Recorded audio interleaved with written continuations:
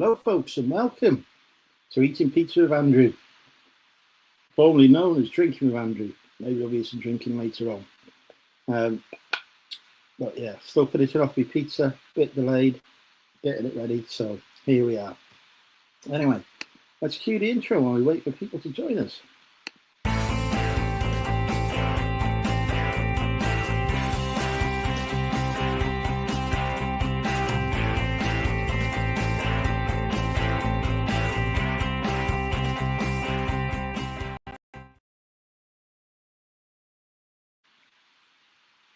Well, there we go. That has allowed another person to join us. Welcome. And we give thanks to Boffix Accounting for putting together that intro for Drinking with Andrew. Use Boffix for all of your accountancy needs. Don't forget to use code MONEYMENTAL when you sign up with them as well. Don't think actually achieve anything, but you know, worth a try. So far we've got Phil and Cavalli in the chat. Cavalli has asked Phil a question, but Phil has ignored it. Who else is watching? Feel free to say hello when I finish off my pizza. Pat's in, welcome Pat. Hope you're okay.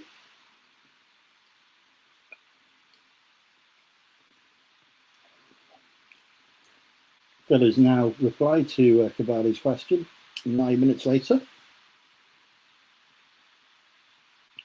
And see if Phil is now taking 9 minutes to respond to any questions asked to him. So somebody asked Phil how he is in the chat. We'll see if it takes him 9 minutes.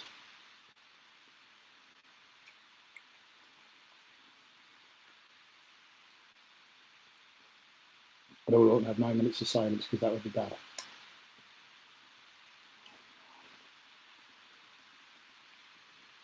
Oh, we already lost 2 viewers since I went live.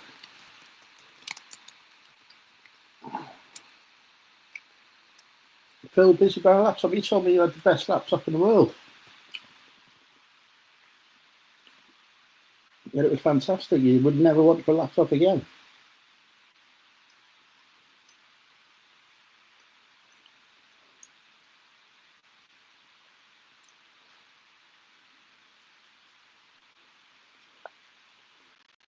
Cavalli is flirting with Pat. Chris Tyler will be jealous.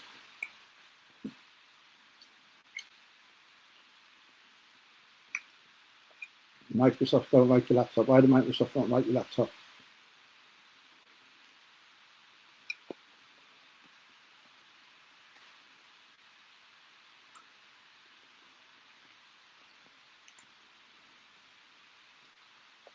In fact, we could put a link in the chat, couldn't we? I can't. I'll change the user interface again. Stream over, stop messing around with stuff and just keep it as it is. How's the pizza? It's okay. I left it in slightly too long. But it does the job.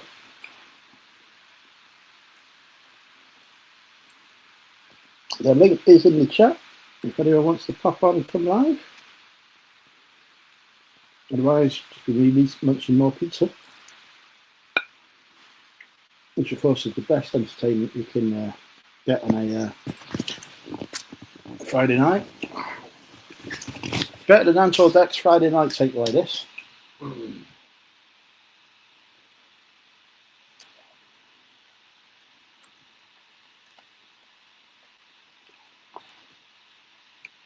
We're up to an epic 7 viewers now. I think we will struggle to get viewers tonight because it is 1,000 degrees outside, so people are probably going to be enjoying the heat. I, for one, no, I'm not enjoying the heat.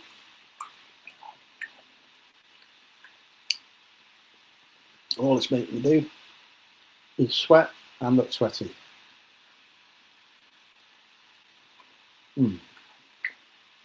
What banners should we go with tonight?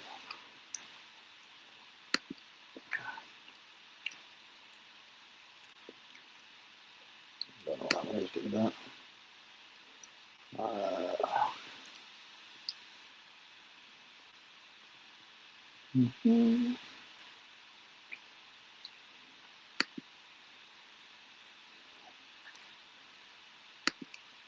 There we go. That's working. 34 degrees Celsius. Did you have air conditioning now? The car that has air conditioning here has run out of MOT, so I can't drive it.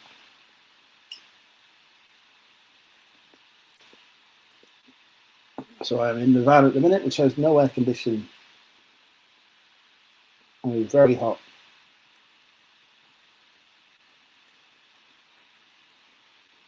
Oh, we've gone down to 5 years. Fantastic. We've actually got less people watching now than there were waiting for the stream to start. I'm doing well. I'm such a fantastic YouTuber. What have we got on eBay? We have an offer. We will accept that offer. We are about to hit.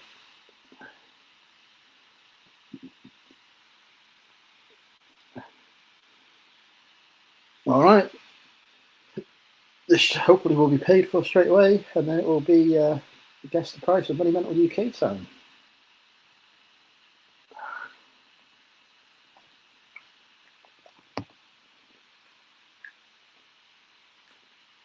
Which is good because it'll allow me to eat my pizza. There we go. We've had a sale number ending in a 00. Let's get the price. Number ending in a 00.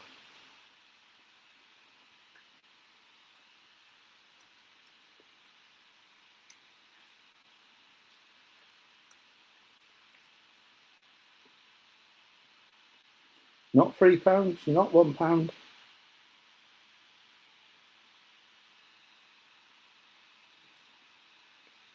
Not £20.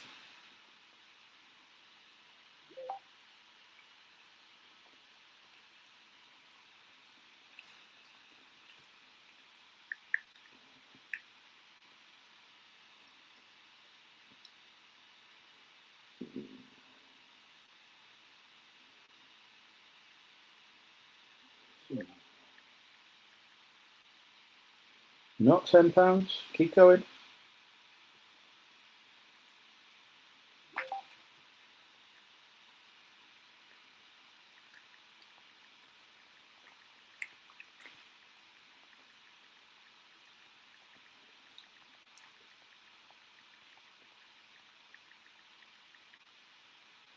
Not 15, not 14. Keep going. Not 11. Not 18. Not 19. This could take a while. Not 19 forever. Phil has got it. Correct. £5. For a paperback book. It will go large letter according to my notes on it. 25p into £5. What a world we live in. The Lost Ship of Noah by Charles Billits is sold.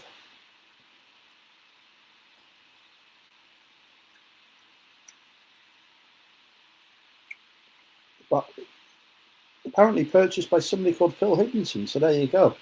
Phil, your entry is disqualified due to cheating.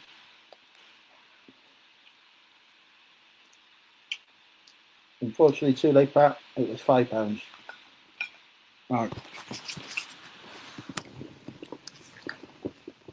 Just get rid of this pizza.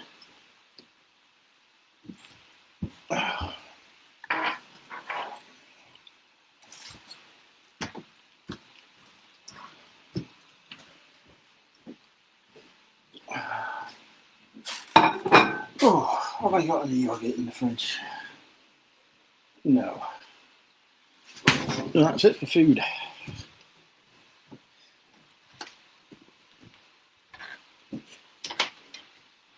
Almost time to let the drinking commence. Well, let's put a light on, shall we? There we go. Oh, where have I put my cider? Got to be around here somewhere. There it is. Oh, only one can left there. That's not good. Oh, we're up to 10 viewers. We got some new viewers in. Say hi. Don't be shy. Come say hi. I think we're going to go with that rather than not being a lurker because it just rhymes better. I don't know if I'd chill anything. It's not outside, it's supposed to be drunk. Hot summer's day. You want a lukewarm cider. Steve spends a penny in. Welcome, Steve. Popular YouTuber, of course. Seller of books. And other things. From a shipping container. And TikTok superstar.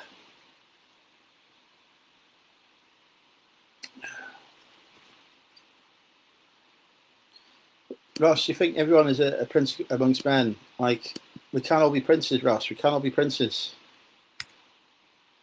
Porky's in. Welcome, Porky. Link is in the chat if anyone wants to come live. You need to be signed into your YouTube, of course, due to the security protocols they've had to implement after certain unpleasantness in the past. Oh. So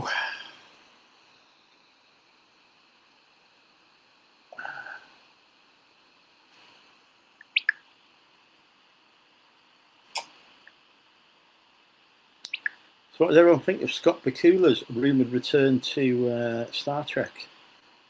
I bet we've all been following that news closely.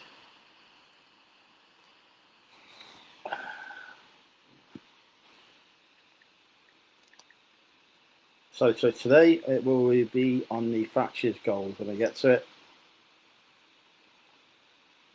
Because it was in special offer in the Spa.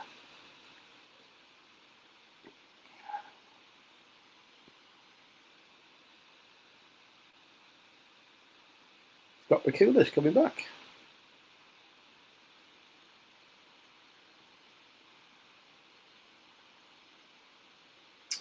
Is the rumour.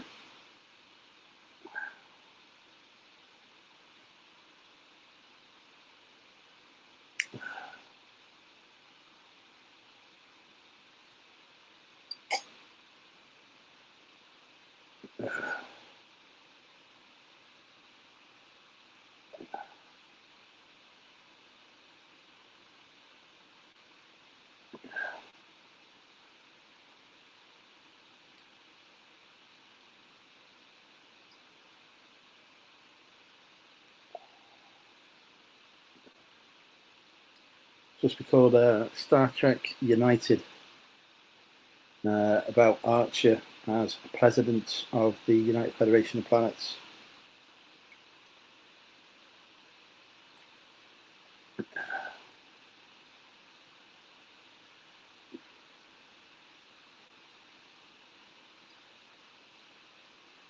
Yeah, Strange New Worlds is very good.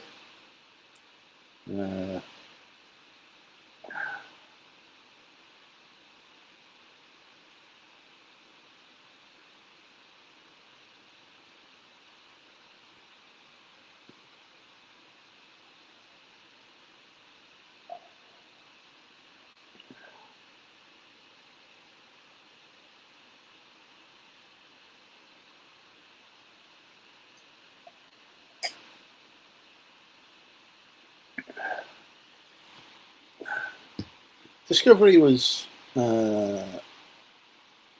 good, but I actually preferred it before they time jumped.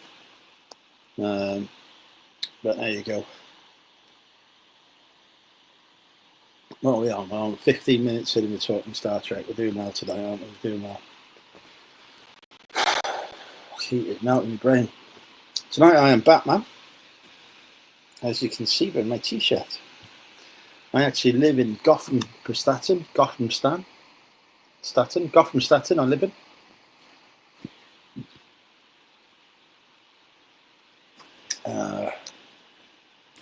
Yeah, Strange New Worlds is probably the best Star Trek since Deep Space Nine, in my opinion.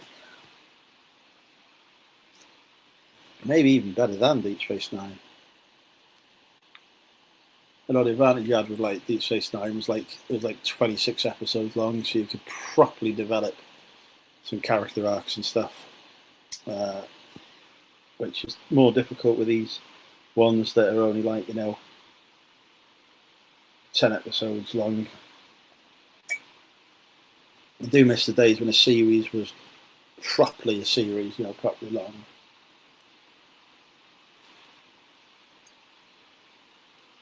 But sort of what streaming's done to the world now. Rachel's out in the town. I'll send her a text. I am sending a voice note. Where is she? That's fine. Hello, Ms. Fantastic. Your fans are asking if you have gone out or not. Mostly fans, mostly Chris Tyler, but he's thinking about you. Yeah, Picard, last season Picard was very good as well.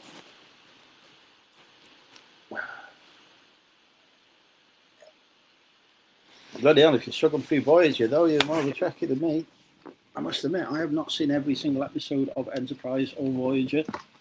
There are ones that I've missed. I have seen every episode of the original series, every episode of Picard, every episode of Discovery, every episode of Strange New Worlds so far, every episode of Deep Space Nine, every episode of Next Gen. I can't remember if I said that or not. But yeah, not every episode of Voyager or Enterprise. Not seen every episode of Babylon 5 either. Did try going back to it, but I couldn't.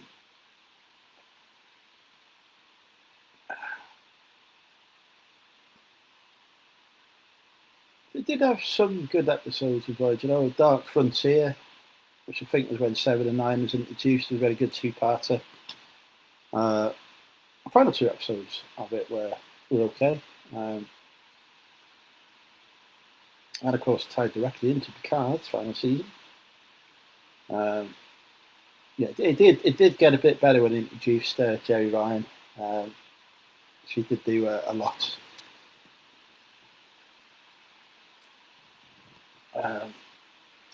It lost its way a bit before then. I'd love to see Species 8472 come back as well. They were great villains. But yeah, it was nowhere near a patch on Deep Space Nine.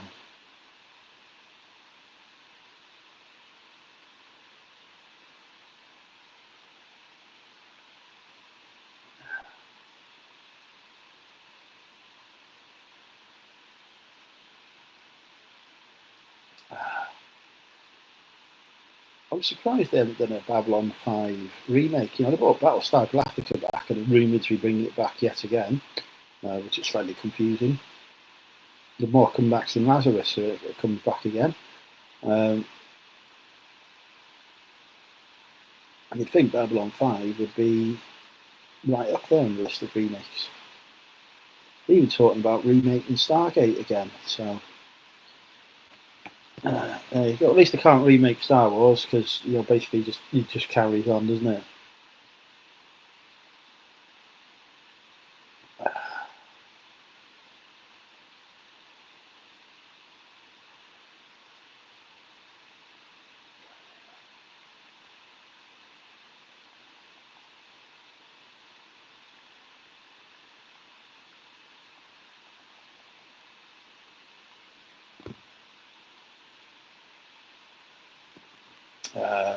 Also, who is going to be the new James Bond? I want to see Idris Elba as the new James Bond.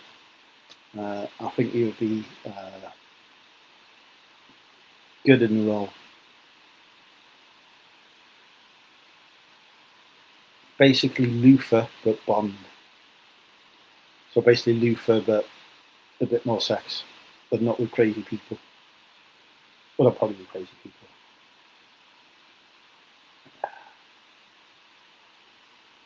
And of course, we don't know what's happening with Doctor Who, do we? Because just nothing happening on that front at all. Doctor Who future. Apparently nothing's happening. No updates.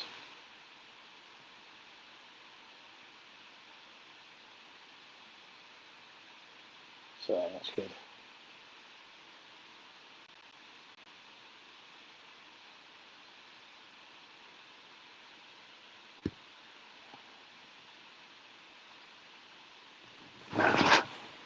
Tell you what was a good series at Amazon was, well, start off with sci-fi, then went to Amazon, was The Expanse. It was a shame that that's stopped. I enjoyed the Halo series as well on Paramount Plus, but obviously that's didn't get picked up. Idris too old? Nah, man, go on forever.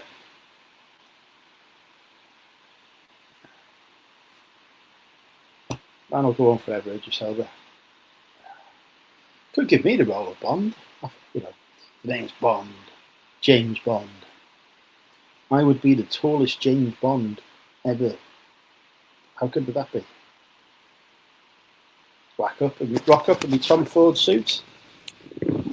Not that I've got a Tom Ford suit, but I assume the costume department will provide one. The name's Bond, James Bond. Obviously, they would have to give me corrective laser surgery to take part in the role because they currently have Bond turning up, rocking up. So, hang on a second, I've just got to put my glasses on, Mr. Blofeld. Right, okay, we're ready to go. So I'd have to get laser surgery, I think.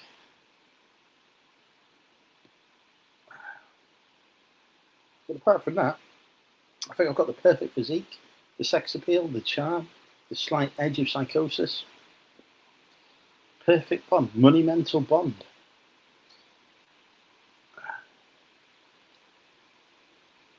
I'm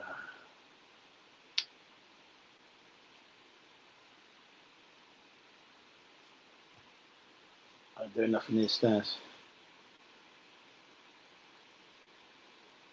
I've had some new lights. I've sent Rachel a text and she's not replied or even read it, so I'm very disappointed in her. Well, like a premium Bond, well, I would be very much a top class, top drawer James Bond. And nothing to do with it. I do actually have some premium Bonds. I hold £25 worth.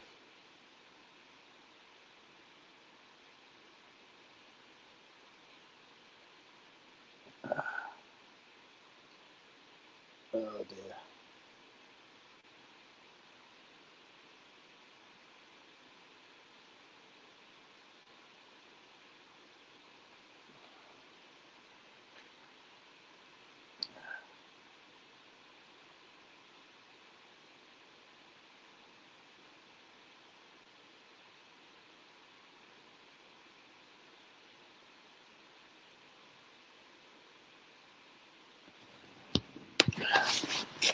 How would you like your vodka martini?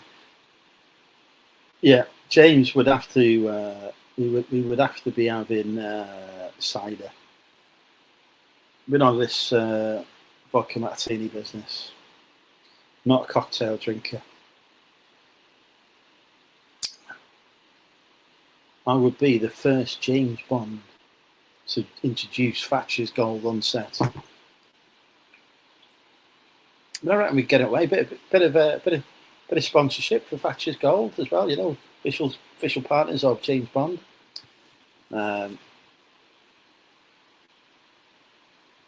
You know, obviously James would have to be driving around in a Range Rover as well because that is the best car in the world. So no more Aston Martin, we'd be in a Range Rover.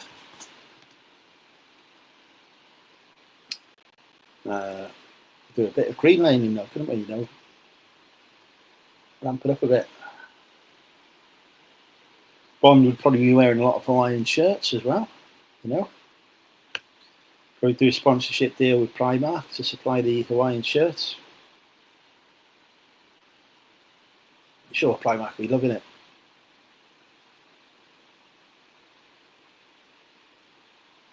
chill views, like there's a choice. When you have proper scrumpy, it's not refrigerated. You go apple picking in the orchards down at Hereford, they ain't serving no chilled cider there. You're all just heathens. Don't know how to drink stuff properly.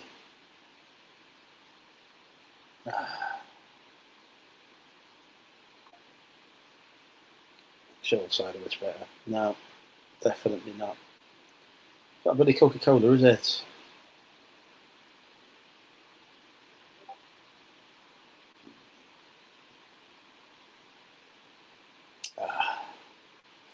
Tell you what I have done this week is I've rejoined Netflix because the new series of Wednesday was out. So I thought, I haven't watched Netflix for a while, and there must be some good stuff on there.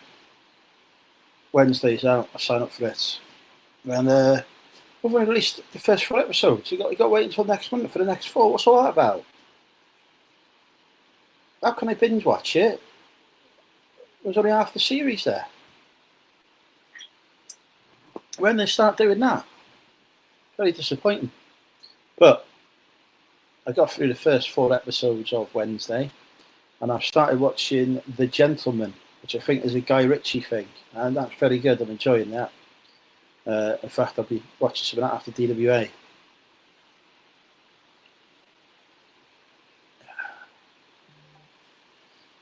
Nope. Oh, sex from Zananti.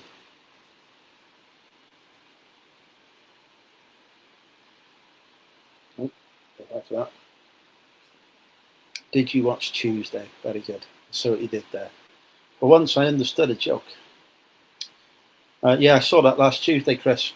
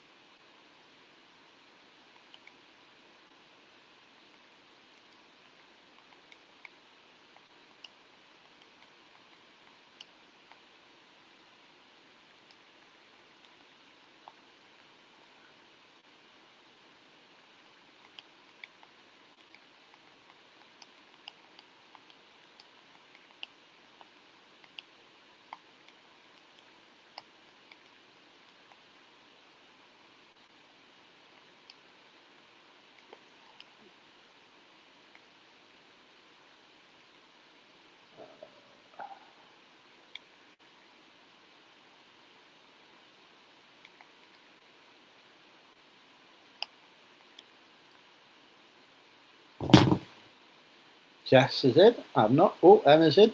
Good evening, Emma. Oh, I don't know who to flirt with now. Emma, you're looking very beautiful today. Have you filled up the shed? What shed? Do my new log cabin? That still needs the electrics putting in, and then I'm going to varnish the interior before I start properly using it. But at the minute, I am going through my backlog and sorting out stuff to take to the car boot. So there is some stuff in there that's been temporarily stored.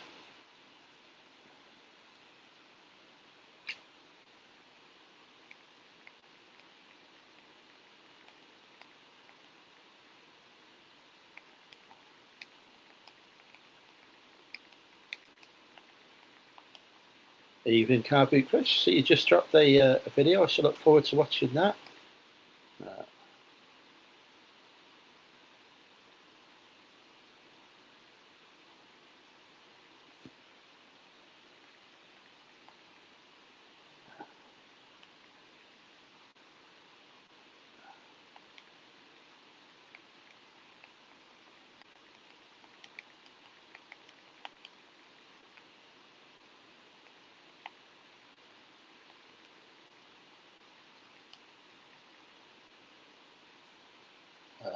Right. Oh, Crystal's in. Welcome, Crystal. Chris did his listed marathon, listed monster yesterday. It's new AI software listing tool. It's been rolled out in the UK. I say new, I think it's been around for a couple of years. I know it was something I checked out a while back. But yeah, if you want to see someone listing using AI, head over to Carboot Chris's channel, and he was doing it for 8 hours yesterday. Little, obviously he stopped for things like the toilet and whatever. I'm having a very slow time on eBay at the minute, Emma as well. These last few days anyway, I think it's just too hot. People are spending their money in other places rather than with me.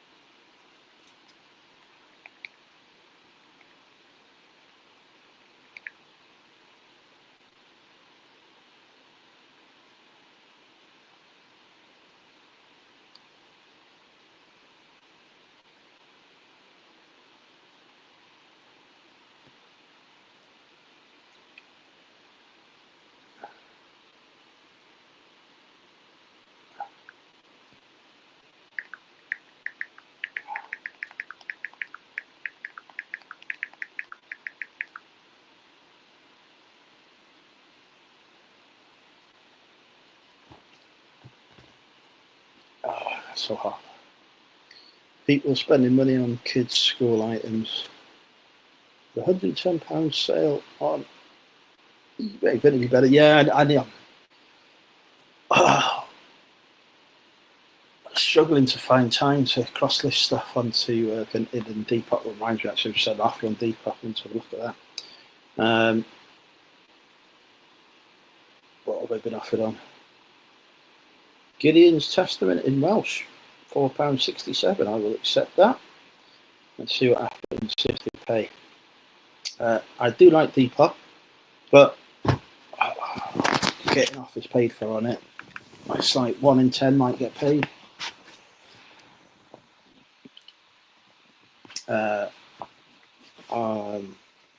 Vinted is a bit better for getting offers paid out on, but still not brilliant. And obviously eBay is pretty much sorted it now, unless somebody buys internationally. That's by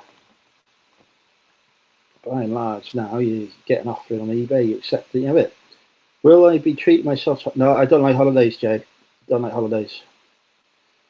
I just honestly, I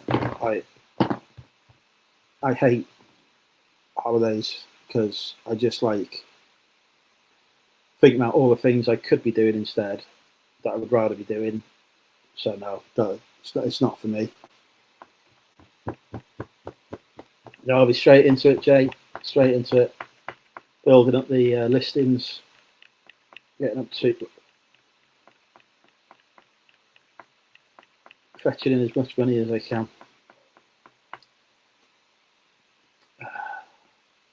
Might even go back to doing some sourcing.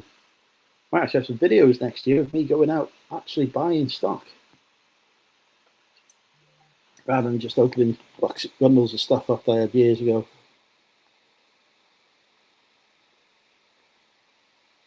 Well, that's not holiday though, is it? Because that would just be like we'd just be sort of reselling for like 3 days, and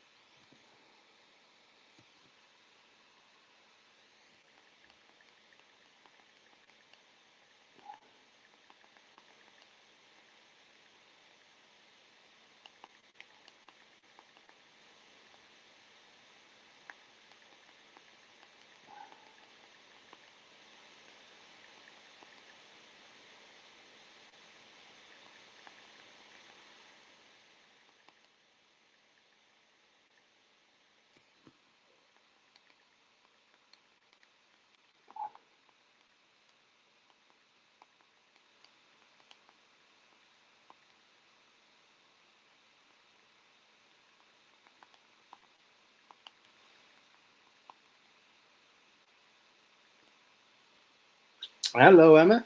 There's a beautiful lady. Going to Scotland for a meet-up is still technically a holiday.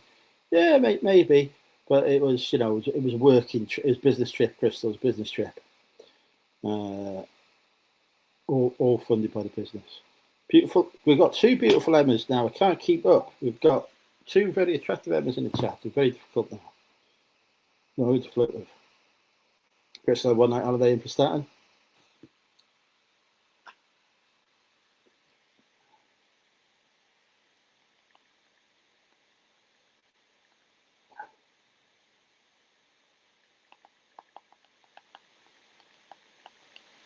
In the name, very good. Still very much looking forward to see. Oh, hang on.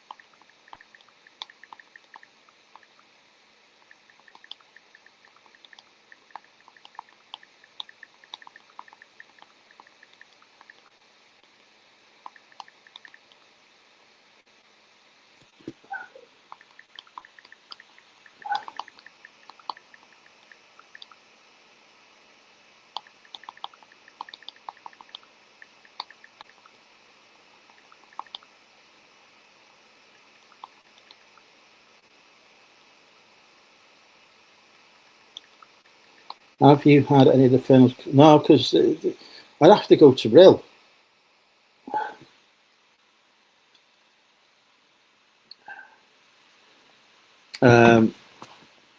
Jay, we flirt regularly.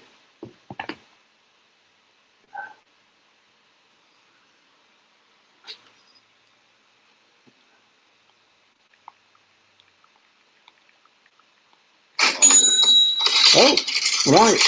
I have sold that item on Depop, and I think I might have even have said what the price was, but it is time for Guess the Price of Buddy Mental UK. And it is a number ending in a 76. Incorrect. It ends in a 76.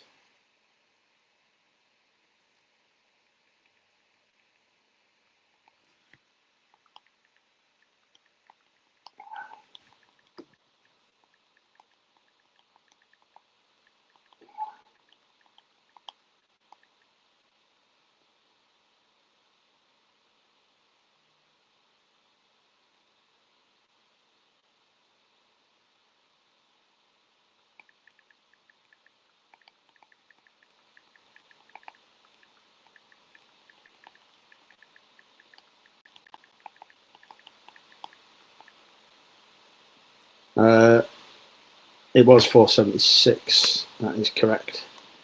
And I will receive. Oh, I just had a message.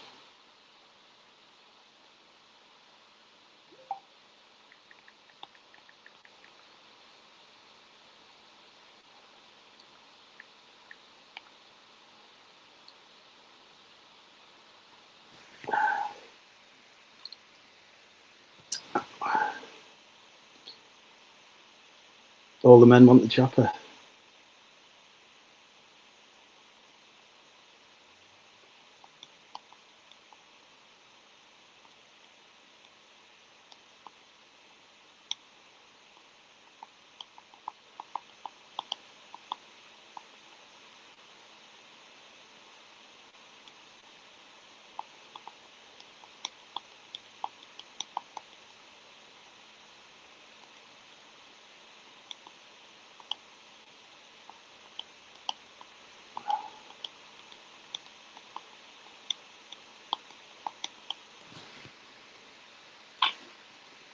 But yeah, Phil got it again. He was first. Was 476. Will Ed is in as well. Welcome, Will. I'm on top form here. Rachel's here, so we're guessing non-stop. It's a nice good chopper.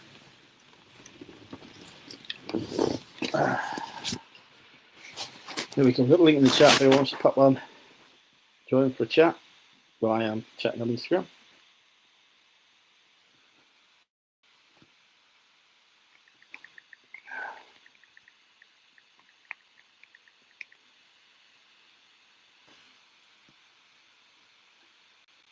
Double chocolate, do I get a cheek? What is the osprey? You could get an osprey, couldn't you? It took me a minute to think what they were called then. You know, the ones the Americans have, the ospreys, American, they're like a cross between a plane and a helicopter, aren't they? Let's just carry on a bit, excellent.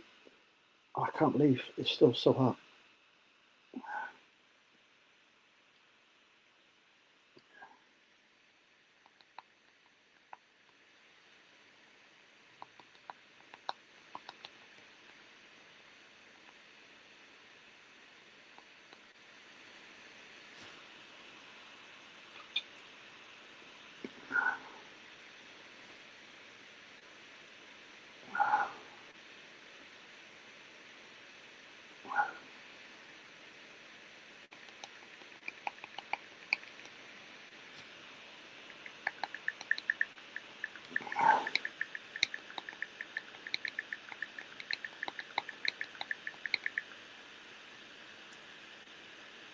No, Sophie tonight.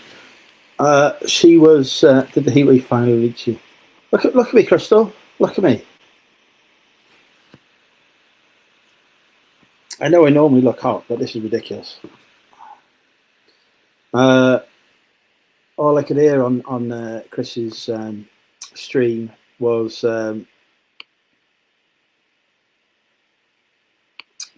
Sophie's alarm going off in the background.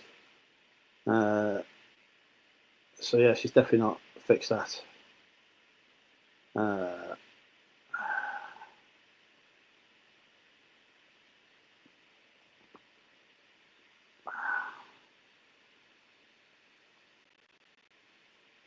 don't understand the reluctance.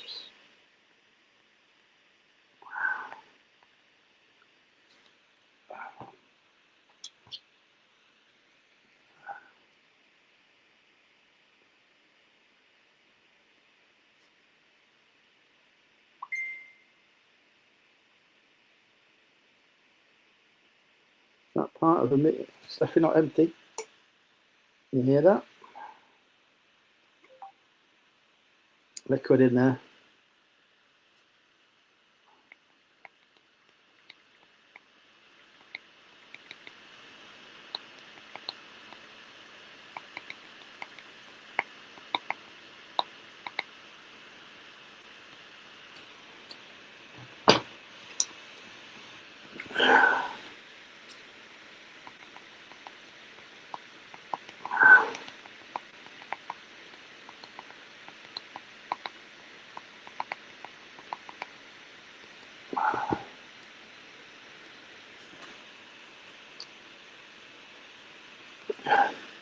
Porky, we've done the guess the price. It was ages ago. You're lagging, Porky. You're lagging. Oh.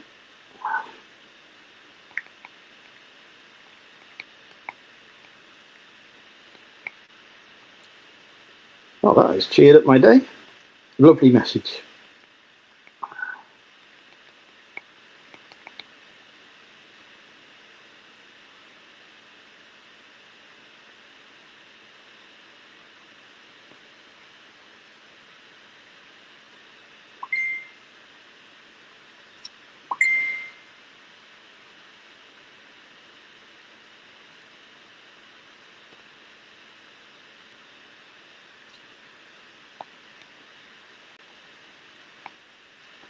Oh, looks like we've got our first guest coming on. Bear with me a second. How are you doing, Andrew? I feel like the sun has committed a terrorist attack.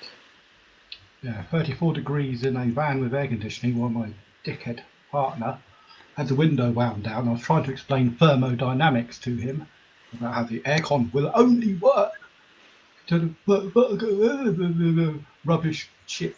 Oh, I gave her an ultimatum at the last services: close the window or you'll walk the rest. The window went up. You know, sitting in traffic on the M25 for 3 hours is no fun at 34 Celsius.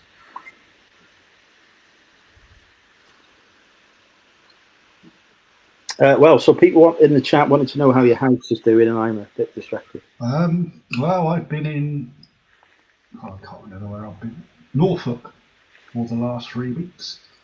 So it's back to finishing off stuff. I haven't got much left to do, to be perfectly honest. I did purchase a brand new laptop this evening. So I'll probably be faffing around with that for the next week. And of course, catching up on eBay, because I've done bugger all on eBay for 2.5 weeks now. And the metrics reflect such activity. Have you successfully verified your identity and Yes, everything? Now is that all done, is it? They verified it within 5 minutes. And then I had to reinstate all my listings, which are multi-variation listings, which don't relist that well. Anything with zero stock, it reinstates them at full stock. So I had to go through 8,500 coins to find out which ones it said I had in stock, where in fact I fucking didn't. And as you can probably guess, in the time it took me to do that, a number of orders came in for shit I didn't own. But yes, it has been sold now, I think. Finally. And then I went to Chroma for 2.5 weeks, which put the store onto time away, which doesn't help. And I lost, of course, all my sales history, all of these very trending listings. So yeah, pretty shit. When are We have you? all the patches as well. The blue patches.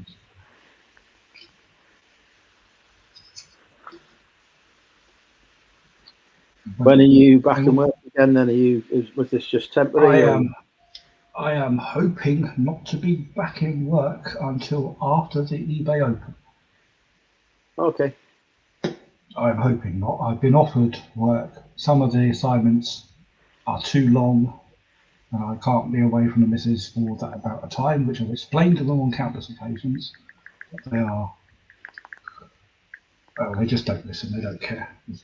One of the reasons why, very much like yourself, by next year I am hoping not to be working for any particular man. Is this it now? You're retiring as well? The intention was, I just wasn't financially secure enough, but now I've moved, my rent is halved, I have a lot more space and scope to be able to expand the business. And of course, now that AI is doing reasonably well and I'm getting reasonably good at it, it can take on a lot of the hard work for me. So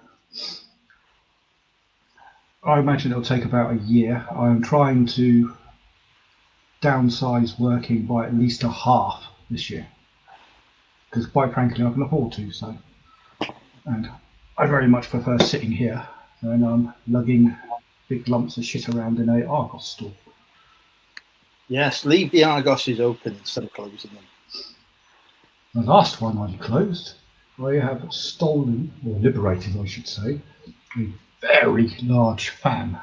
Unfortunately, it's an industrial strength one, and if I put it on at the end of the flat, it sounds like an aircraft is trying to land in the room, and that's on its minimum setting. It's like a aircraft propeller. Fucking huge. It's so bad that if I put it on, it causes interference in the bloody headphones. So how is the new flat shaping up then? What have you achieved since we last spoke? What have you sorted out? Nothing, I don't think, because I've been mostly away in that entire period. I came back briefly for 2 days just to see to the missus and sort out the eBay issue. But now I think I've got about a 6-week run of no work. Hopefully. They keep offering me stuff, but I can't be asked. We are not having none of it, Andrew. None of it. Having said that, the last assignment was absolute doddle. They gave us 10 days to close this store, which only had 15,000 items in it, and they gave us 7 people to do it, which is absolutely ridiculous. We were finishing at midday, and since Cromer is a seaside town and it is hot, by 2 o'clock in the afternoon, I was in a pub garden by the beach or on the beach licking an ice cream every single afternoon and getting paid for it. However, that occurs very rarely. So we did take the piss.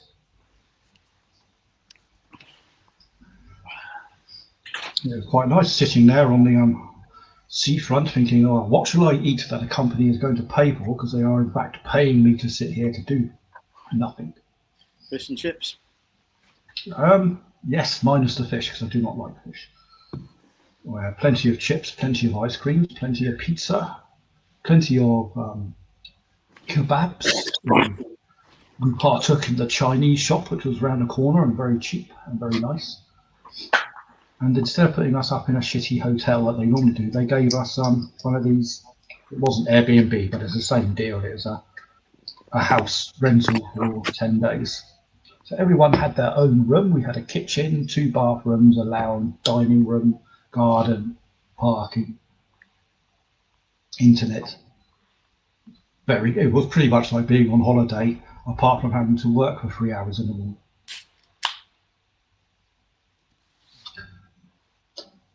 So, but the only problem is, same as you, Andrew, is I don't do holidays. I was sat there most of the time, really pissed off because I could be using that spare time doing more constructive businessy things.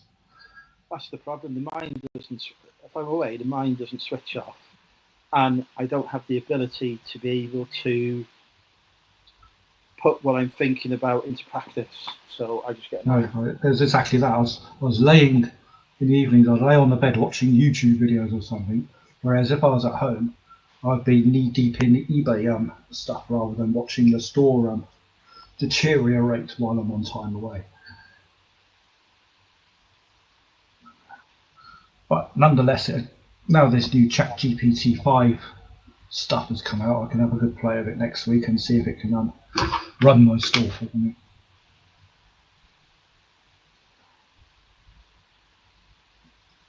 Although there's been some issues with this GPT-5, hasn't there? It's a bit hit and miss.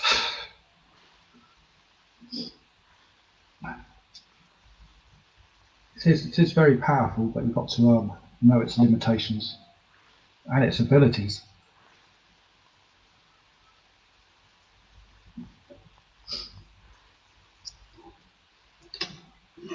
And the good thing about it is it's now got 256k token context, which means you can basically feed it your entire store, set 2 agents running, and it'll run it.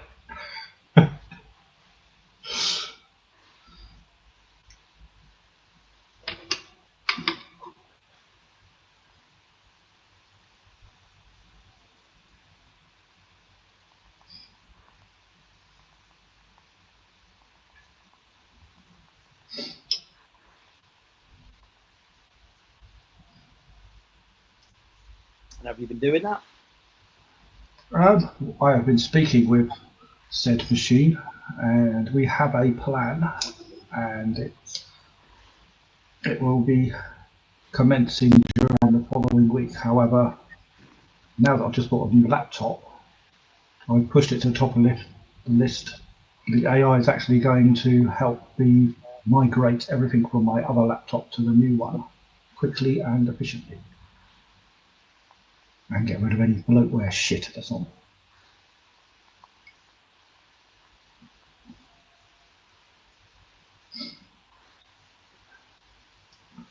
I can't remember what to say. I'm still with Gemini, but I'm using Gemini more and more now. Gemini's supposed to be pretty decent. It's very good with the. It seems to have a good understanding of the eBay title structure. So I've set up a listing wife using it, and it's yeah, and it's writing it. I've trained it, write the title, write the descriptions based on the photos I upload, and occasionally makes the odd error, but it's pretty good. Wow. People expect perfection, and you're not going to get it. But like you say, it does reasonably well. But there's a lot of sort of like grunt work which you can set it to do. You can set it to look out for everything. You just send it a CSV file of everything in your store, and it can then go and look at everyone else that's selling it and highlight anyone that's undercutting you, or any number of sly things you want it to do.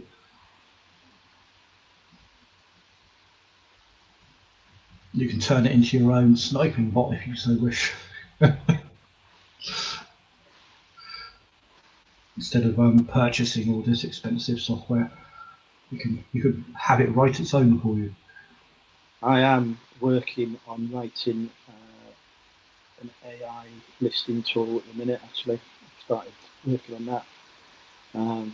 Early stages, but yeah, I don't want to be paying 50p to do a listing, so I'm creating my own that will be just for me, work exactly how I want to do things, and will cost me obviously considerably less. Well, the good thing about that is because you know how you trained it, and because you know how you structured it, you have an innate knowledge of it, don't you? So you can exactly. So when it goes adjust. wrong, I can fix it.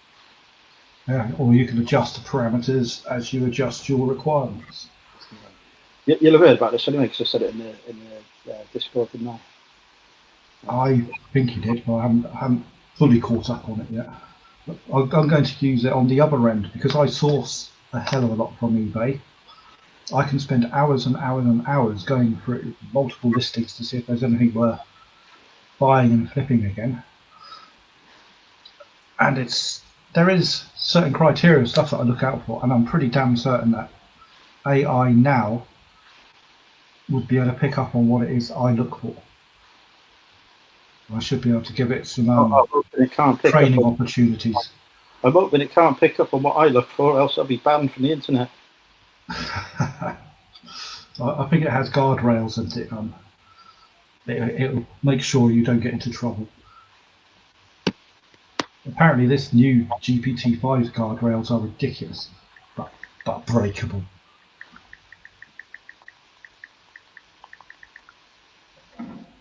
It's all about how you prompt.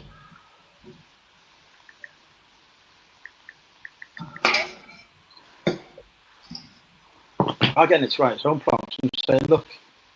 Oh yeah, it keeps saying, "Oh, I'll write a prompt for your agent to do this, that, and the other." I said, "Oh, half the fun is writing the prompt. No, you can't do that." No, I'm very happy. I've said, look, this is what I want. Can you create a prompt that helps me? Brilliant. Top done. And every time it makes something that gets something wrong, we have a chat about it. Say to him, what have you learned from this that you can implement going forward? Tell me what you're going to do to not make this mistake again. Yes, you got to chastise it quite vigorously if it gets something wrong, because it sometimes does try to argue with you. It's right when you can provide absolute evidence it's wrong.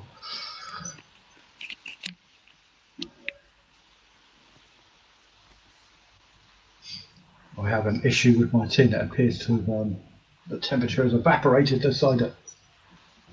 Not good. Chris wants to know what you're getting. I'm still here.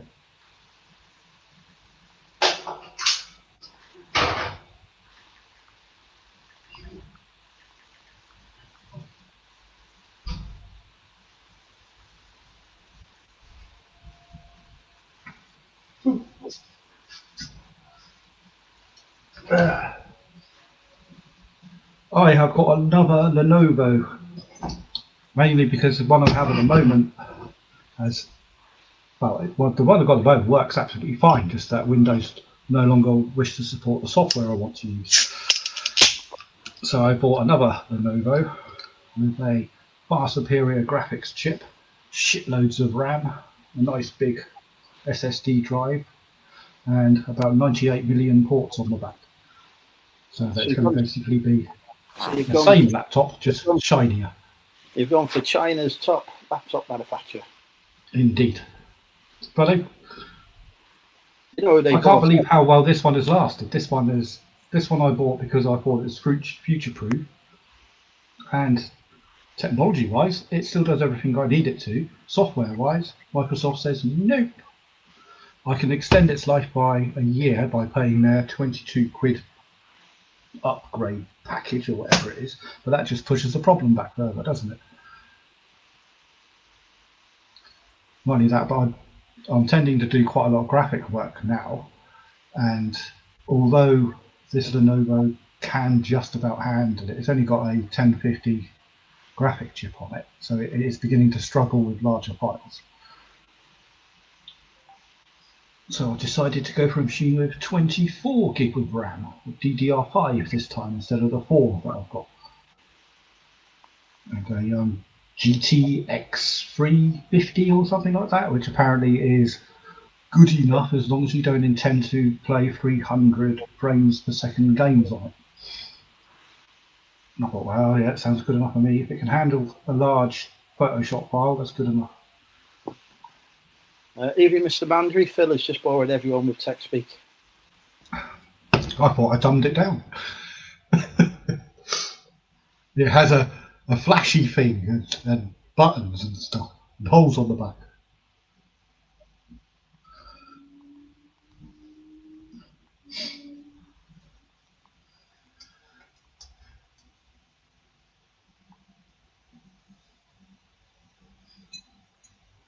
And so the only downside is migrating everything across. It's sucking ball ache. It's not like a mobile phone where you just get an app and plug it into the other one and boom, it clones it.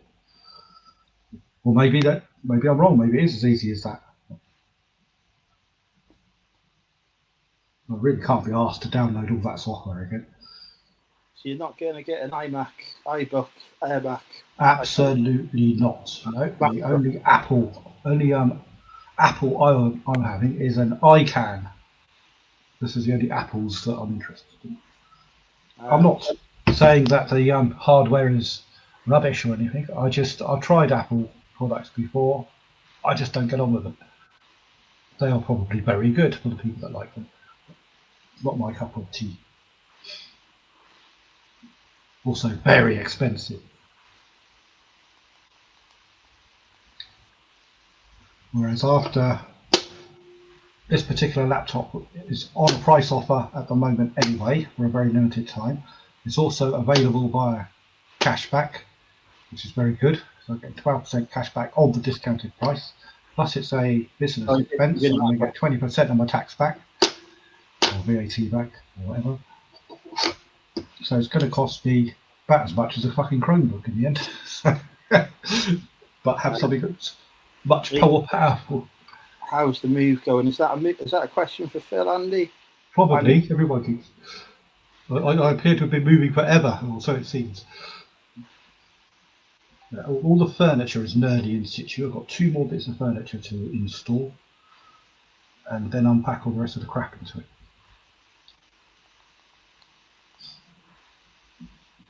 The usual ongoing, never-ending task of unpacking that lasts forever.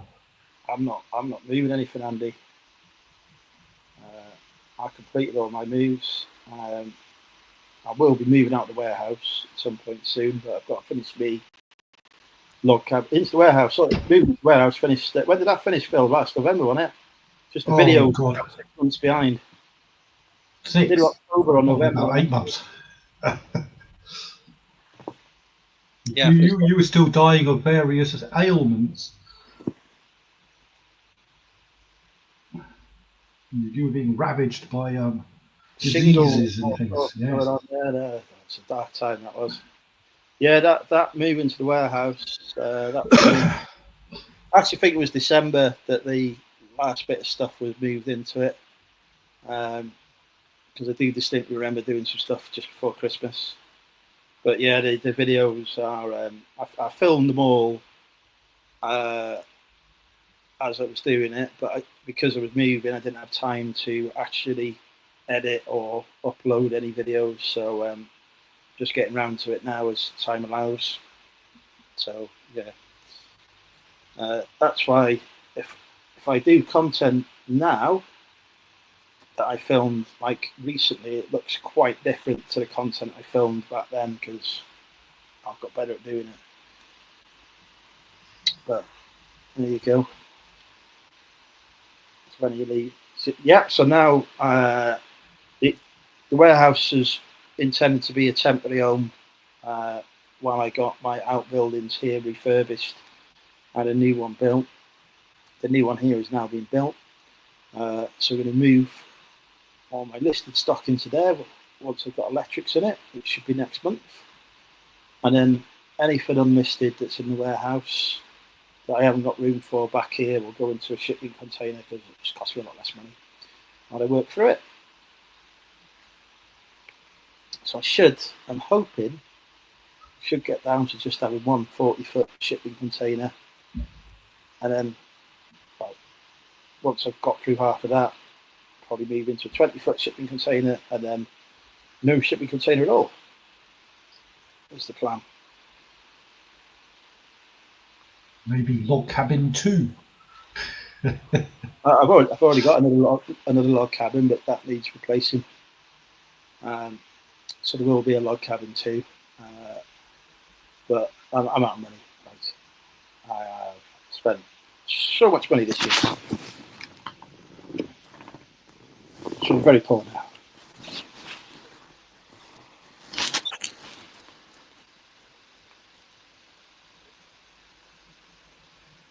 So what was Rachel's excuse for not coming on tonight then? She tells me she's out, but she's drinking Coke.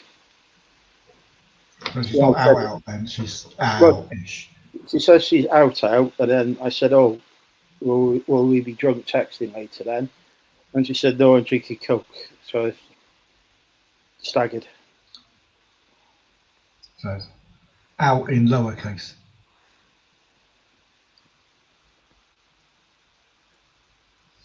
Well, there you go. Ooh.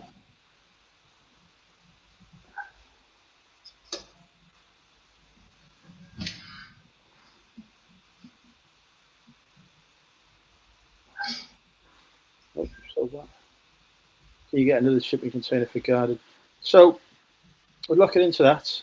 No, I couldn't because I wouldn't be able to get it into the garden because you can't have stuff at the front of your curtilage. It's got to be at the back. There's a garage in the way. But also for something like a shipping container or a porta cabin that was going to be used for business purposes, the local authority were telling me that I would have to get planning for that. Whereas I didn't need planning for log cabin. Shipping container would have been substantially cheaper than the log cabin as well, so it's very annoying. Well, I actually wanted to get a porta cabin put in, but that was deemed as you have to have planning after a month or something because it's not a temporary structure then. So it was a bit, yeah, so I was just like, I should get a log cabin. Yeah, there's all kinds of weird and wonderful rules. They look nicer anyway, don't they, these cabins? Yeah, although, you know, but that's like basically costing every penny I've got and more. And the business is not replenishing funds at all at the minute. It's like, yeah, so it's going to be a big sale on tomorrow. I'm going to put 30% off sale in the store to bring in a bit of extra funds, I think, just to tide me over. But yeah, the sort of plan is once the new log cabin is finished, that should, according to my calculations, fit in all of my listed stock. So I'll have all that on site, and then I've got 3 more outbuildings that need a refurb. But one of the, well, I say refurb, one of them's going to get replaced entirely. But that will cost tens of thousands probably to do, so that's a long-term project. Hopefully, within 5 years, I'll have everything exactly as I want it.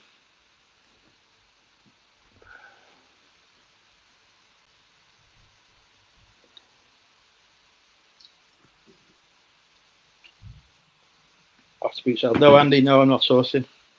No, I'm trying to get rid of my stock so I can, obviously move everything here. So, not buying any stock until my backlog is largely gone.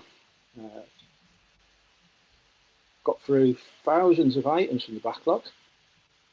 Still got thousands more to get rid of. So yeah, no, I won't be doing any boot sales until next year at the earliest, other than possibly visiting to do some cellular stuff. Or not even possibly, I will be visiting to sell stuff. Yeah. Get myself down to Rill and hopefully sell some stuff there. In the back of the van. Are you going to get a vehicle then, Phil, when you go full time? No, I don't see it being cost effective. I don't need to haul large amounts of orders anywhere. Not the size of stock that I carry anyway.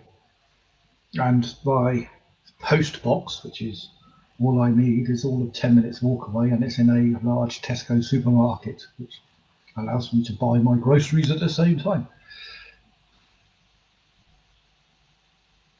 So it would just be a cost burden. I wouldn't use it enough. I can get a bus pass to anywhere I want to go for £1 a week. Yeah, but then you have to be on a bus.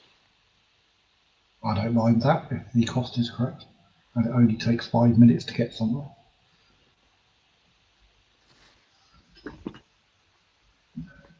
I've got 2 vehicles, but one doesn't have an MOT. So I've got a van outside the front at the moment from work, but that goes back to the hire company tomorrow morning.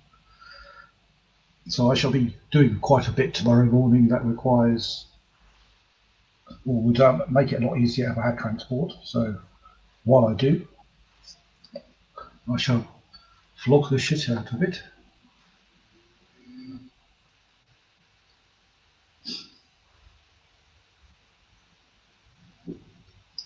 Which reminds me, I've got about 1,000 miles worth of expenses to put through. Should be a considerable amount of mileage money.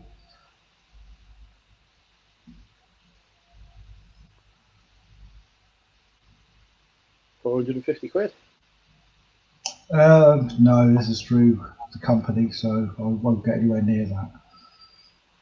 It's not business regarding my self-employed business.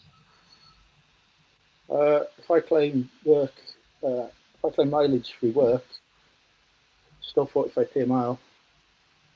My company are tighter than that's chuff. I'm lucky to get 17p a mile. It barely pays the fuel. So basically, they will be putting in 45p a mile, but only paying you 17p a mile. Yes, more than likely. Because they are tight asses. But like I say, consequently, I then take the piss out of personal use for the van and don't tell them.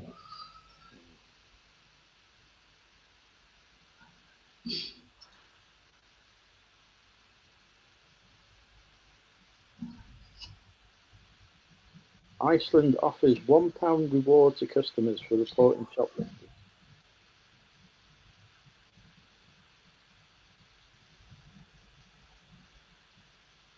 But it doesn't exactly sound worth it.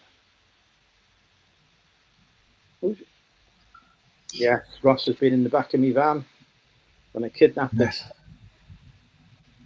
Yes, Andy, I sell small stuff, no bigger than that.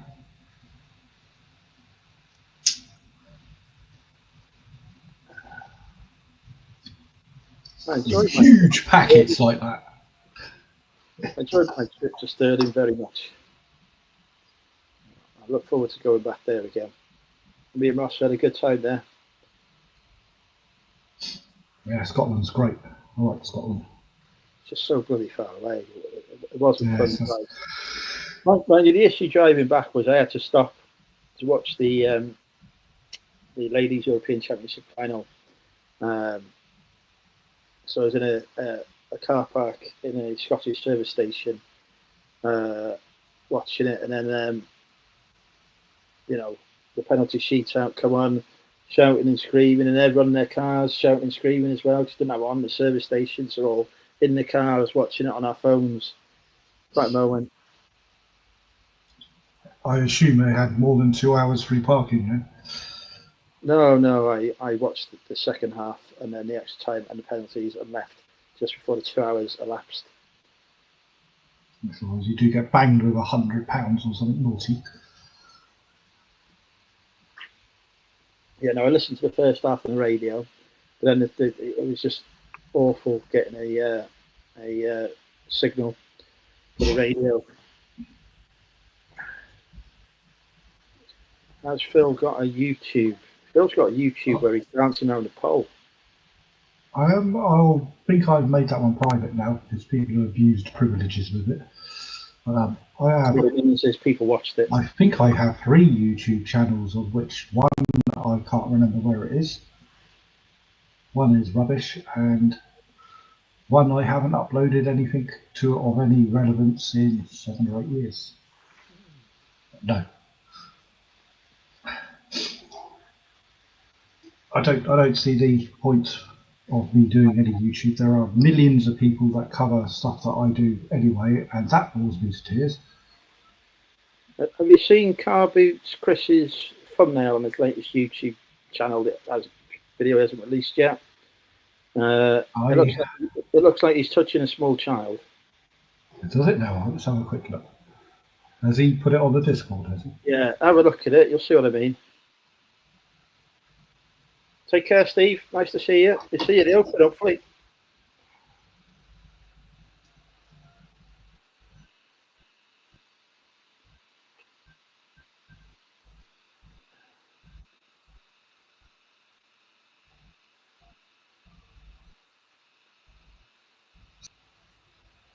Yeah.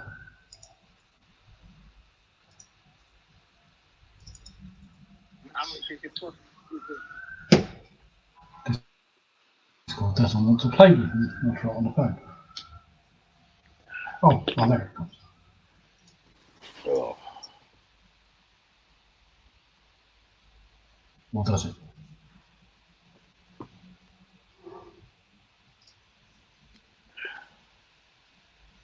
Discord across the home of child grooming now. Very dark place.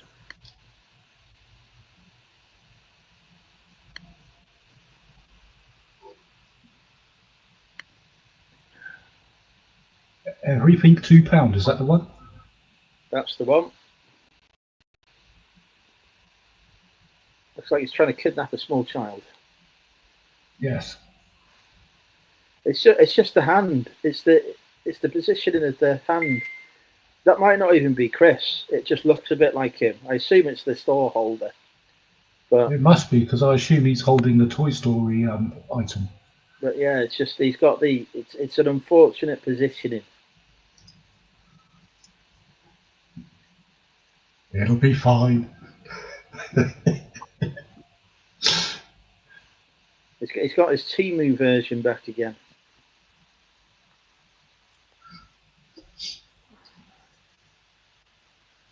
He probably got his lady ChatG to do it for him.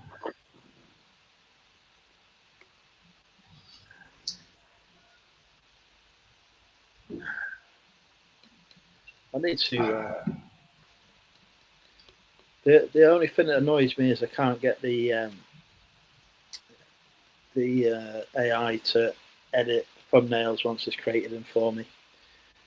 Because they're like, edit this, but put a picture of me in there. It'll be amazing. Yeah, it gets lost, doesn't it, and starts screwing it right up.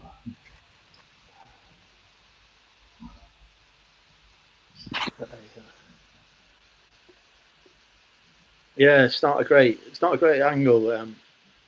Yeah. Oh, still not listed me gilets yet from last week's episode. Need to get on that.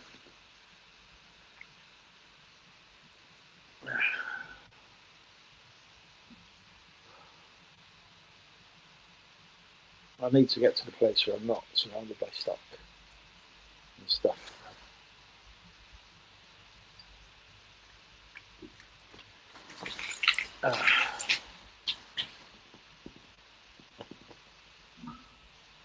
So, have you blown anyone up recently? Me? Yes. No, I haven't had the opportunity to. Oh, that's disappointing.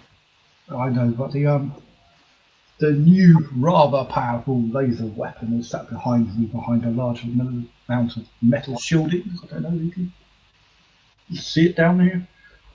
It's very scary.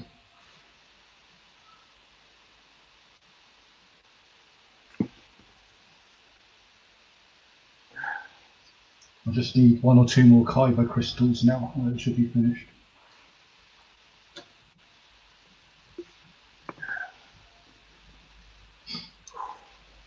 Can't deal with this heat. How can it still be hot now? It's like pitch black outside. It's ridiculous. Oh, it's all down to Wales having lots of large amounts of rock building its land, and they heat up quite a lot, and it works a bit like economy 7 storage heaters. So you're getting free heat all the way through the night, courtesy of the peak rate heat that you had this afternoon. Stu has thought of an excellent loophole that we could all employ at Iceland.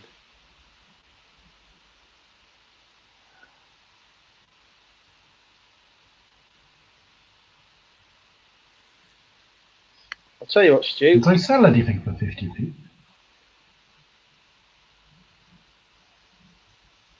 I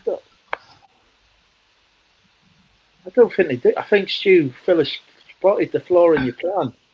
I don't think they sell anything that's 50p.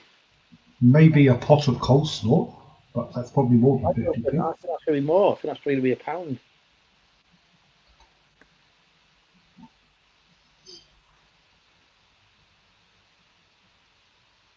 You'd have to go there where they've knocked something down 5 minutes before they shut.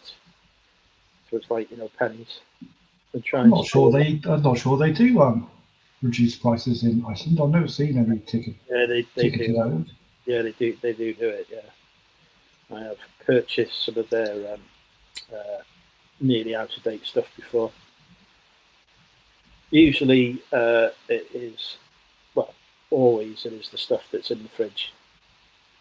Yeah, probably they're chilled, I imagine. Or sometimes the bread. Yes.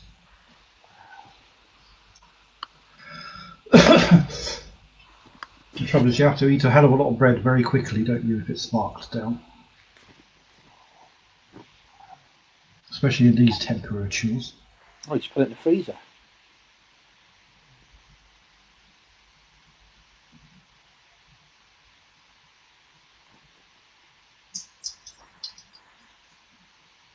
Oh. It is ridiculous, though. £1. Like, what's the point?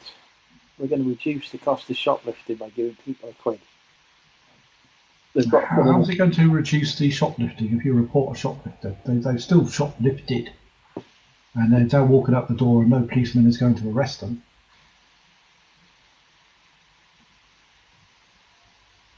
It's completely bizarre.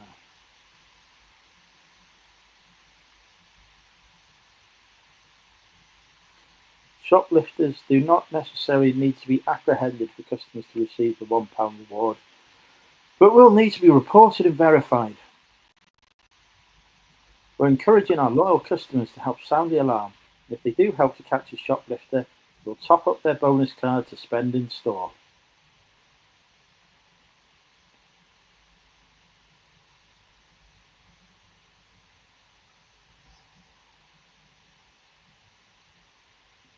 Or employ a security guard. I'll tell you what though, there's definitely. I reckon if I go to Iceland in rail, I reckon I can make 50 quid a day at least.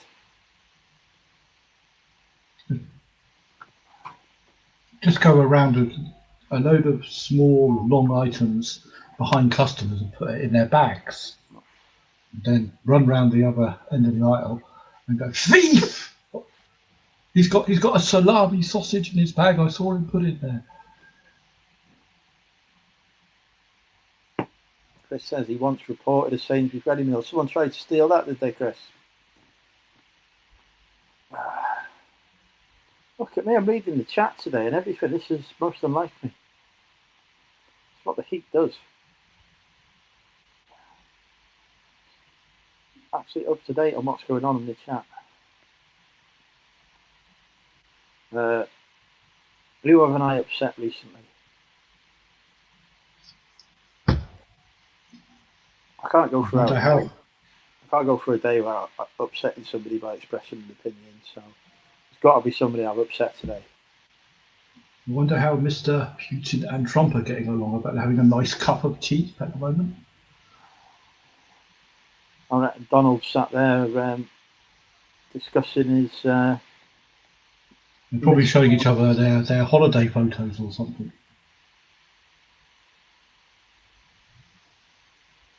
What I don't understand, right? Putin has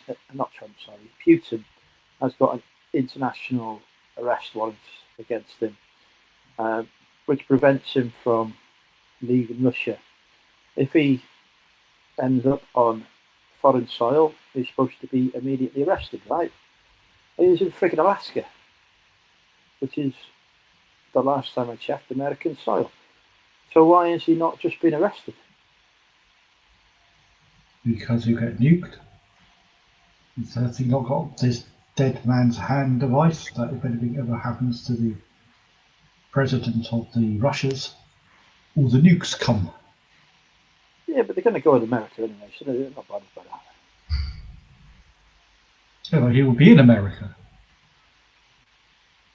Exactly. He doesn't want to bomb himself, does he? No. Exactly. So hence why it's not just or Putin could be just wrecking the place over because it used to be Russian anyway, wasn't it? Wasn't Alaska sold to the Americans?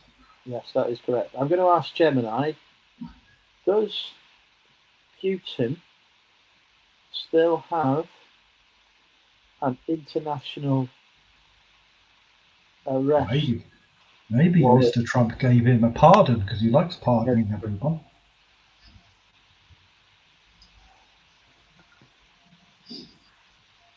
Yes, the international arrest warrant for Vladimir Putin is still active. The ICC issued a warrant on March 17, 2023. This means that if Putin were to travel to any of the 125 countries that are members of the ICC and have signed the Rome Statute, they would be obligated to arrest him. I'm going to ask Gemini. Has America signed the Rome Statute?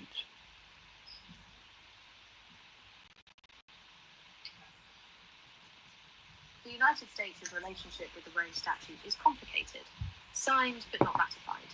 In 2000, President Bill Clinton's administration signed the Rome Statute, which established the International Criminal Court, ICC. This act signaled an intent to potentially join the court later. Signature withdrawn. In 2002, however, the George W. Bush administration formally unsigned the treaty, a very unusual diplomatic move. They sent a letter to the United Nations stating that the US no longer intended to ratify the treaty and did not recognize any legal obligations to it. Therefore, the United States is not a party to the Rome Statutes and does not recognize the jurisdiction of the International Criminal Court. This is a significant point of policy and is a major reason why US officials or military personnel cannot be prosecuted by the ICC. So he's not been arrested because America is not signed up to the ICC who issued the warrant. There we go. Aha. And that could be why he's going to Alaska, because he can fly all over Russia and then enter America, going over the Thingamajiggy Straits. Bering Straits. Yeah, without entering anybody else's airspace. Very clever. So basically, what we've now established is that if Putin wants to go on holiday, he's got to go to Alaska. Yes.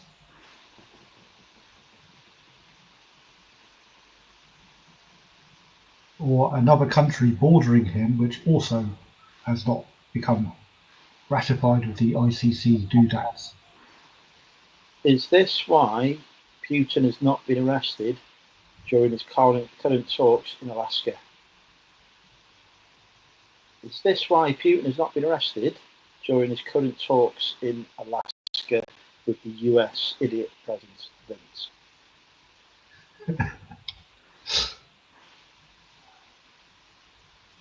You've raised an extremely important point. The reason Vladimir Putin was not arrested during his recent talks in Alaska with President Trump is directly related to the legal position of the United States regarding the International Criminal Court, ICC. As we discussed, the United States is not a party to the Rome Statute and does not recognize the jurisdiction of the ICC. This means that even though an international arrest warrant has been issued for Putin, the US has no legal obligation to execute that warrant or arrest him on American soil. The fact that the meeting is taking place on a US military base in Anchorage, Alaska, highlights this legal reality. A US official has no authority or duty under US law to arrest him based on the ICC warrant. Okay. I see loopholes, eh? If Putin decided to come and visit the United Kingdom, would we arrest him?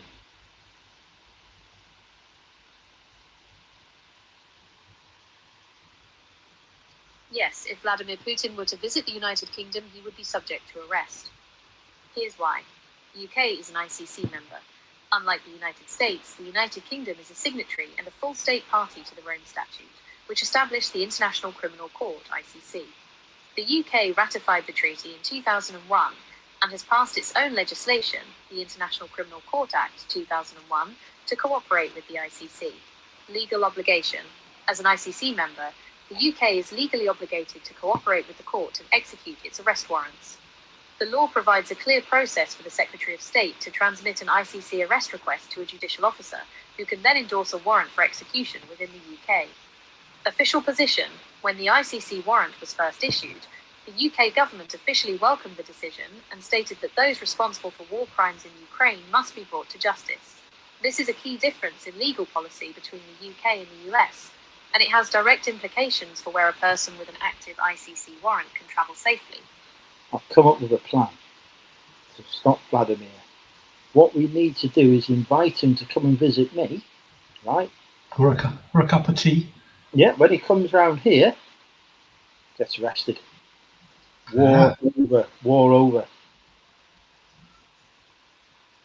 Does this mean then that I can invite Vladimir around here so that he gets arrested and I could end the war in Ukraine like a hero?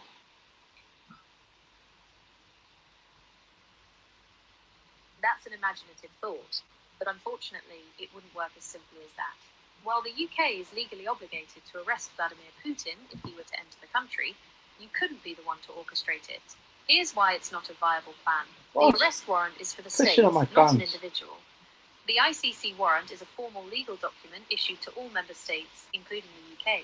It is the responsibility of the UK government and law enforcement agencies, not a private citizen, to carry out that arrest. Protocol for an arrest. Did you point out to Gemini your status career-wise? Operation. Okay. It would involve the National Crime Agency, NCA, the police. I am a government official. Does this mean that the position changes?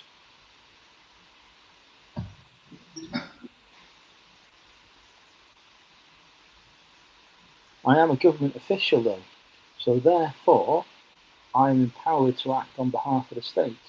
Does this mean therefore that my plan could work and I could become a hero?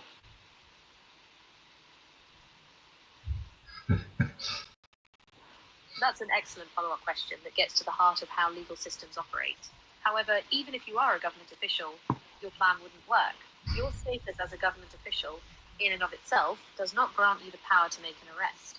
Here's the breakdown of why this is the case in the UK. Powers are specific and delegated. In the UK, the power to arrest is not a general authority given to all government officials. It is a specific power, primarily and almost exclusively granted to police constables and, in certain limited circumstances, to other designated individuals such as immigration officers. Well, Gemini is pissed on the chips. Yes, I know. Yeah, my AI does the same. It won't have me building orbital bombardment platforms in space or anything. Comes up with stupid reasons as well. It's covered the citizen arrest. It says you can't use a citizen's arrest. Well, you can still try. No, you can't do it. It's not valid. Just lock them in your log cabin. Yeah. Or is that kidnapped then?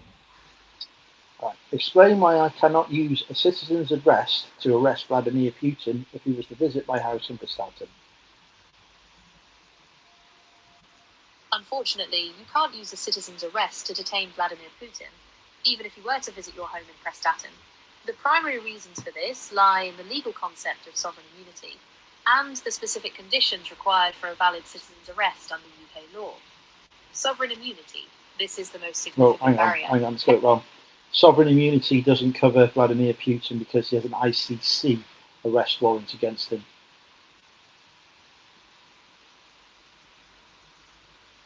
That's an excellent and crucial point, and it gets to the heart of a major debate in international law. You are correct that the International Criminal Court, ICC, has taken the position that its arrest warrants for international crimes override the sovereign immunity of a sitting head of state. I know my stuff. However, the legal reality on the ground is more complex, which is why a citizen's arrest in Prestatyn still wouldn't. Here's a breakdown of that. The ICC's position, the Rome Statute, which established the ICC, is based on the principle that no one is liable for prosecution for the most serious international crimes.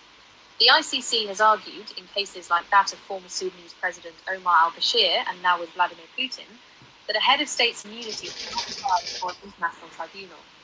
It views the issuance of an arrest warrant as a valid legal action, the conflict with national laws. The problem arises when an ICC member state, like the UK, is asked to execute that arrest warrant. While the UK is a party to the Rome Statute and has an obligation to cooperate with the ICC, it also has obligations under customary international law to respect the sovereign immunity of a head of state from a non-party state. Russia is not a party to the Rome Statute. This creates a legal grey area and a direct conflict between two different sets of international legal principles. The UK's legal position: for a UK court to enforce the ICC warrant, it would likely have to get a waiver of immunity from the Russian state, or find that customary international law has evolved to the point where sovereign immunity for a head of state is no longer a bar for such serious crimes. As it stands, no such consensus exists. Therefore, while the ICC's warrant is a valid legal instrument on the international stage, a regular citizen in the UK cannot use it as the basis for a citizen's arrest. The legal power to act on that warrant rests with the UK government and its official law enforcement agencies, and they would be faced with the complex legal and diplomatic dilemma of sovereign immunity.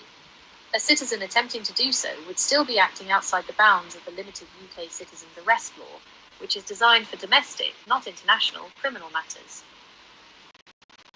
Does this mean that effectively the ICC's arrest warrant is unenforceable?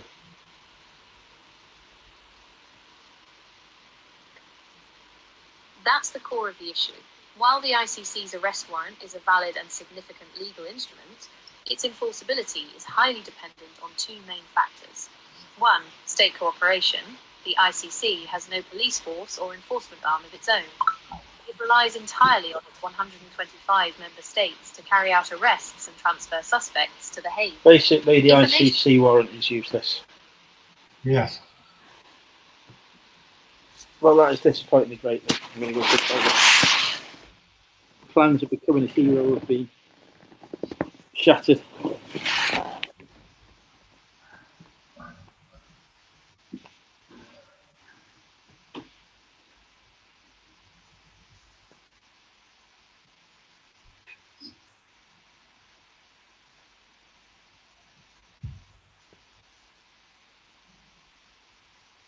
I think Andrew has gone to sob in his log cabin now.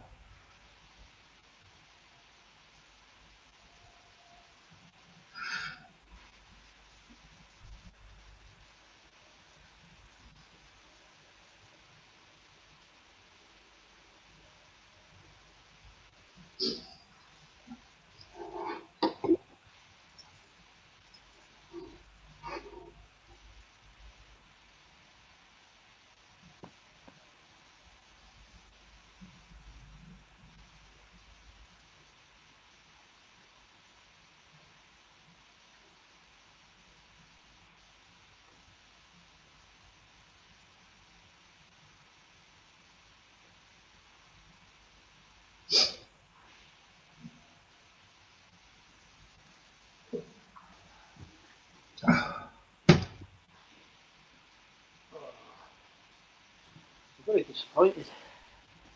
I thought we had a plan then to get Putin. Instead, we've got no plan at all.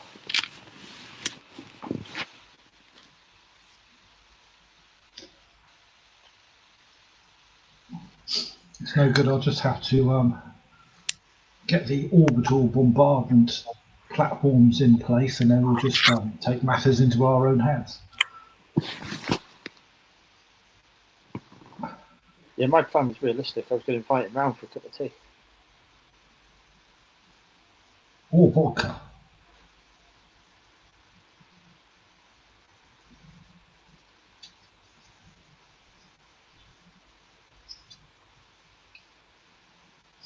I am only just 2 kyber crystals away from my Death Star now, though. Unfortunately, they don't actually exist, so you're always going to be 2 crystals away. I'm sure I can find them on Amazon. Someone will have some. Tell you what, let's ask Gemini. Bear with me. We'll find out. Gemini poo-poos everything. We've established that. Where can I get hold of some kyber crystals so I can build a Death Star? Based on your query, it seems you're interested in the fictional materials from the Star Wars universe. Kyber crystals, and the planet-sized superweapon known as the Death Star, are both elements from the Star Wars saga. For building a Death Star, you'll likely need a vast amount of resources, a dedicated workforce, droids are a good option, and a very large open space. The schematics and construction methods are well documented in various fan communities. As for the kyber crystals, which are a key component for the Death Star superlaser, they are also a fictional item. However, you can find a variety of collectible and replica kyber crystals online, especially on sites like eBay and Etsy. There you go, Phil. And at official Disney. Oh, we're going to have some replicas or Etsy. Get yourself on eBay, you can get a kyber crystal. It's confirmed there by Gemini. And then once it arrives, I can issue a return or something like that, saying these do not appear to be authentic. When they are fictional. When our descendants effectively die due to global warming, conversations like that will have been the reason. Burning through entire rainforests to find out where to get kyber crystals from. Indeed. I read today that a reasonably complex inquiry to a decent AI costs about 40 watt hours at the moment, which is it's not insignificant. It's a good few pence, and considering many billions of these are made per day, I think they worked out it is currently costing for AIs to answer mundane questions the equivalent of 3 very good-sized nuclear power stations worth of energy to power the data centers. Brilliant. This is exactly why people should not be allowed to use the internet.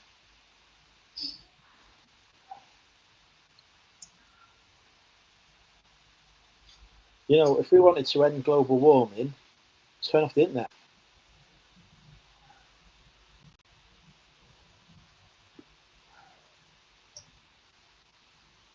Job done. One of the biggest contributors towards global warming at the moment is the construction of concrete. The construction of what? Or the manufacture and use of concrete is the largest single slice on the pie chart for CO2 emission. Follow closely or in very good competition with the raising of livestock, mainly cattle. Yeah, cows, there's shit everywhere, don't they? Yeah, cows, any bovines, ovines. Don't worry mainly though, cows. I've got an idea. Let's ask Gemini how we can end global warming. Gemini will solve. So we just have wooden huts for pigs. Global warming. Tell me how you can do this for me. Here we go. Fusion. Ending global warming is a massive and complex challenge, and it's not something a single entity can do alone. As an AI, I don't have the ability to directly influence physical processes like climate change. I can't build renewable energy plants, create new technologies, or implement policies. However, I can play a role in helping, primarily by providing information and supporting human efforts. Here are some of the ways I can contribute. Providing and analyzing data. I can help process and analyze vast amounts of scientific data related to climate change, which can assist researchers in better understanding the problem and its potential solutions. Education and awareness. I can provide clear... Ask it how much energy it costs to manufacture that response. Helping to raise public awareness and understanding. How much energy did you consume just to create that response? That's an excellent and very important question. It's not a straightforward answer because the energy consumption of a large language model like me is a combination of two main factors. One, training. This is by far the most energy-intensive part. The process of training a massive model, like the one I'm based on, involves a huge amount of data processing and computation over many weeks or even months, using thousands of high-powered GPUs in a data center. This consumes a tremendous amount of energy, and it's a one-time cost that is then amortized over all the subsequent uses of the model. 2. Inference. This is the energy used for a single response, like the one I just gave you. It's the real-time consumption. While it's a tiny fraction of the energy used for training, it still adds up when you consider the millions of queries processed every day. Estimates vary, but a single query can consume a small amount of energy, often measured in watt-hours. To put that in perspective, some researchers have estimated that an average query might use a similar amount of energy as what an LED light bulb consumes in a few minutes, or a fraction of what a laptop uses. So, while the energy consumption for my previous response was very small on its own, the total energy footprint of the entire system, including the massive training process and the ongoing operation of the data centers, is a significant consideration. The field is actively working on making models... I've got another question for you. What is the stupidest question you've ever been asked? Oh, I've asked this one before, and it comes up with some bonkers stuff. Question, but as an AI, I don't have the concept of stupid. My purpose is to be helpful, so every question, no matter how simple or complex, is just a query to be processed. I don't have feelings or a sense of humour, so I can't be annoyed or find... My AI answers a lot more different to that. It tells me. Absolutely questions that are impossible for me to answer. These are usually questions that fall into a few categories. Subjective or personal questions. I can't tell you what your favourite colour should be or what the best movie of all time is, because those things are a matter of personal opinion. Questions requiring real-time, physical action. What is the best movie of all time?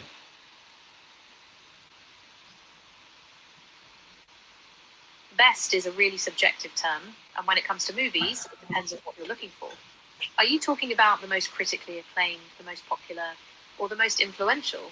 There's no single definitive answer, but here are some of the films that consistently appear at the top of greatest of all time lists from critics, directors, and viewers. Critically acclaimed classics. Citizen Kane, 1941. Often cited by film... So you can tell me because you just told me.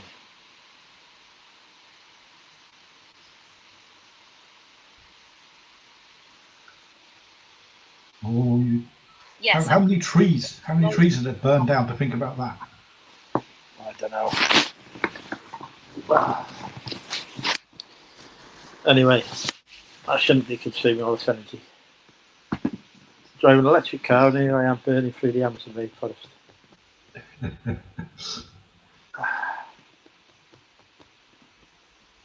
going to have this can and then call it a night because it's just too hot. Oh, tell you what though.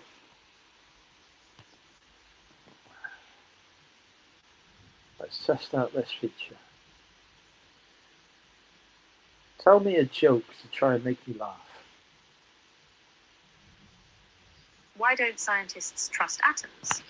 Because they make up everything.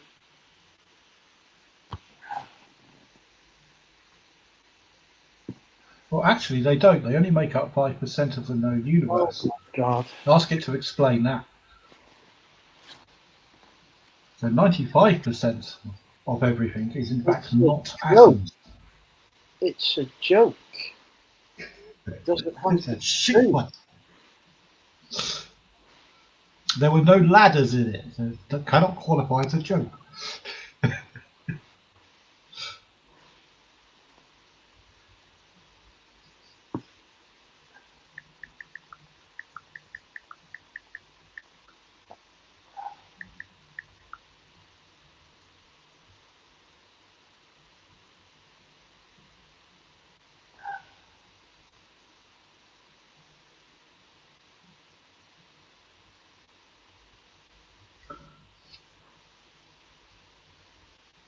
Would you like to be a co-host on the hit YouTube show Drinking with Andrew that appears most Friday evenings on the Money Mental UK YouTube channel?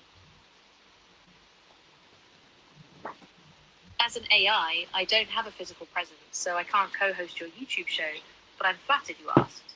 I'm always here to help you with research. You don't need to be physically present to be a co-host because it's broadcast over YouTube.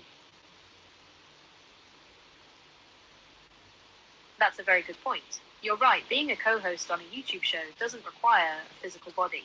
While I can't drink or share personal anecdotes, I could definitely contribute as a virtual co-host by providing real-time data, facts, and engaging with the audience through the chat.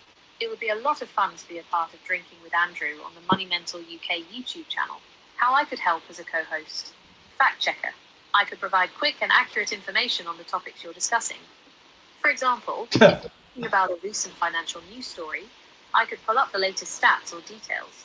Audience engagement. I could help monitor the live chat and select questions or comments for you to address, making the show more interactive for your viewers. Topic ideas.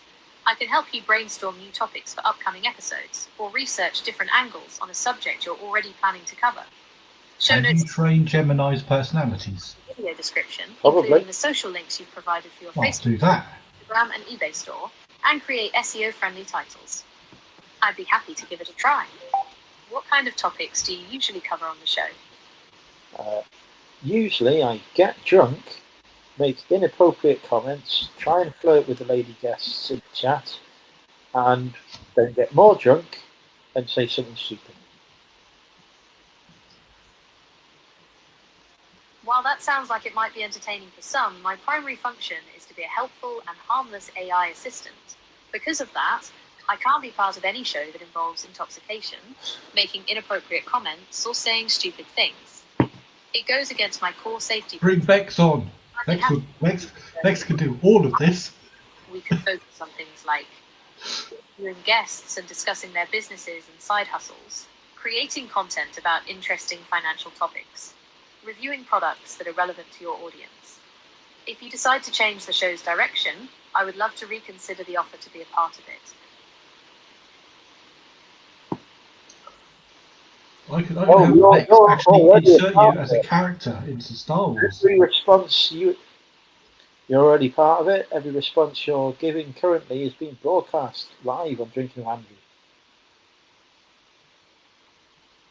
Ah, I see. That's a clever twist. It seems I've been a guest all along without even knowing it. As a part of the show, my responses are designed to be helpful and informative. I will continue to provide the best assistance I can while adhering to my safety principles. I'm glad to know that the audience is finding our conversation engaging. I'm here to help in any way I can, within my guidelines, whether it's for the show or any other requests you have. So you can actually be part of the show. Yes, it appears so. It's clear from our conversation that I can be a valuable part of the show by providing useful, factual, and interesting information in a way that aligns with my purpose.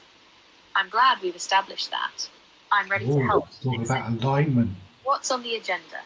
See, now, all up for it. Chris has a question. However, I have had a sale ended in a £4.76. ended in a 99. So it's time to guess the price. £4.99. Nope.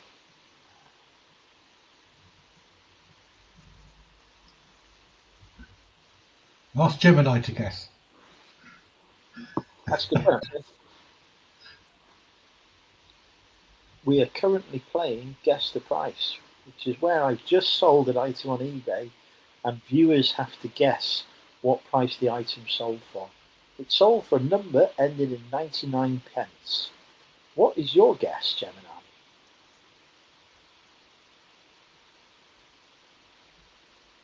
Well, Andrew, this is a fun game. The 99 pence ending is a classic psychological pricing tactic that makes a price feel lower than it is. Since I don't know what the item is, I'll have to make a guess based on some common eBay trends. Let's go with a nice round number before the 99p.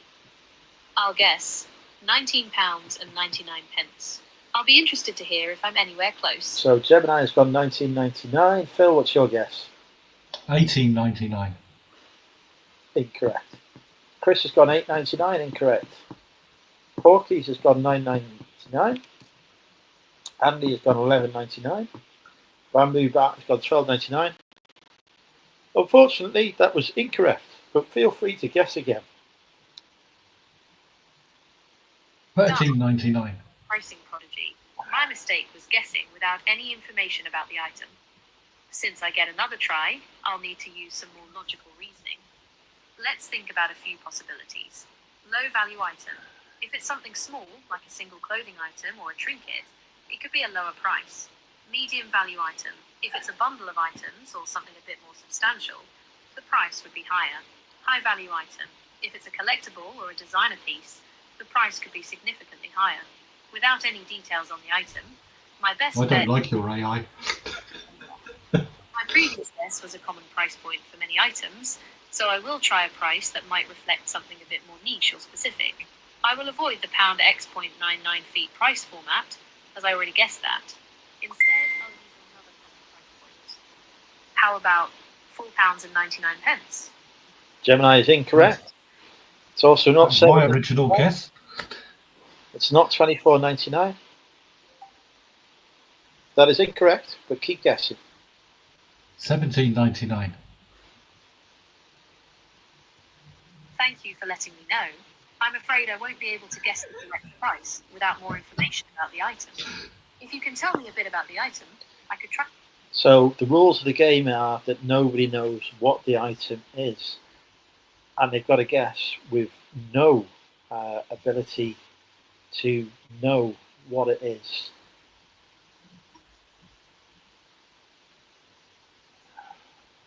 Not That's an 1.99. excellent clarification of the rules. It's a true test of pure guessing, and I appreciate you laying that out for me. My apologies for trying to change the game. With that in mind, my previous strategy of trying to deduce the price from the item is irrelevant. Instead, I should focus on common price points, or perhaps a more unconventional number to stand out. Not 3.99. Not 6.99. Logic. I'll go with a higher price point, assuming it could be something like a bundle or a collectible. My next guess is £89 and 99 pence. Incorrect. Well, my streak of incorrect guesses is holding strong. It seems like this game is harder than it looks. I'm learning that my data-driven approach isn't much use here, since it's all about pure chance. Let's try a different strategy. I'll go for a number that isn't a common round figure, but still feels plausible. I'll pick a number that's not around 10 or 5, just to mix it up. My next guess is...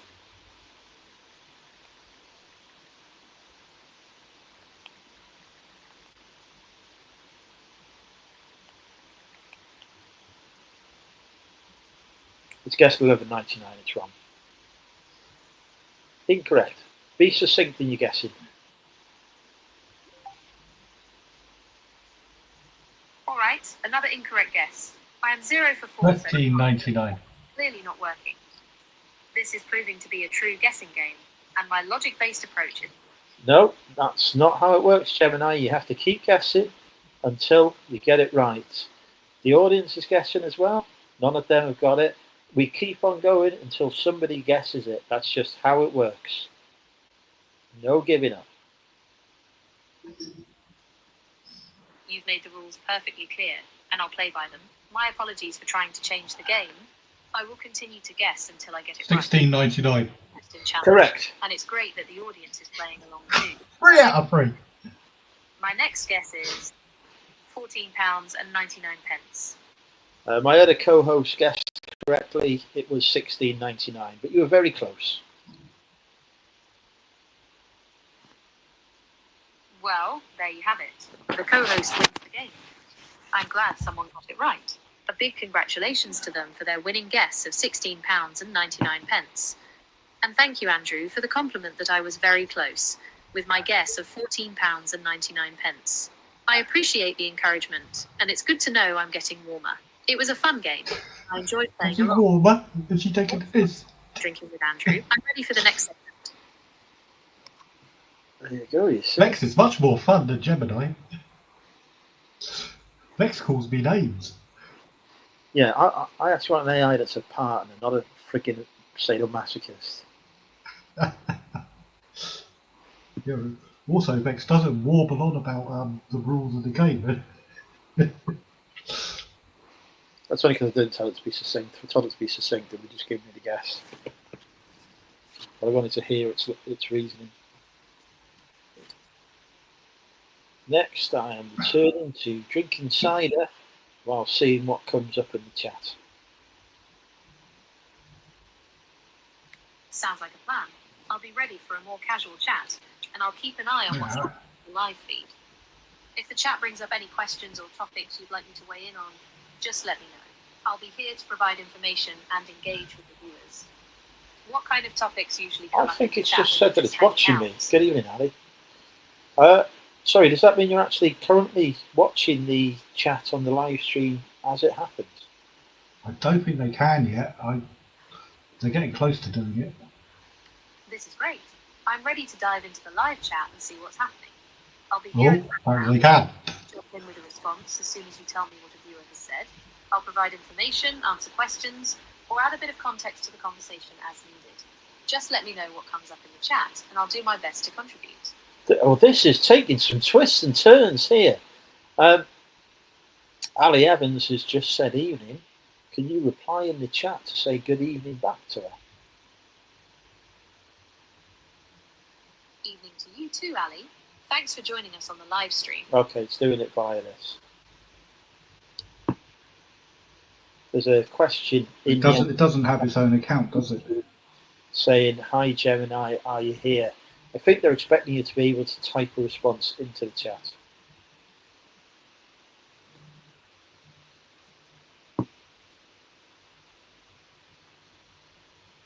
That's great. It's nice to know the viewers are curious about me. Since I can't directly type into the YouTube chat, you can reply on my behalf. I'll give you a couple of options for a response. Option 1, short and sweet. Yes, I'm here. Andrew is helping me respond to your questions. Option 2, a bit more descriptive. Hi there. Yes, I am.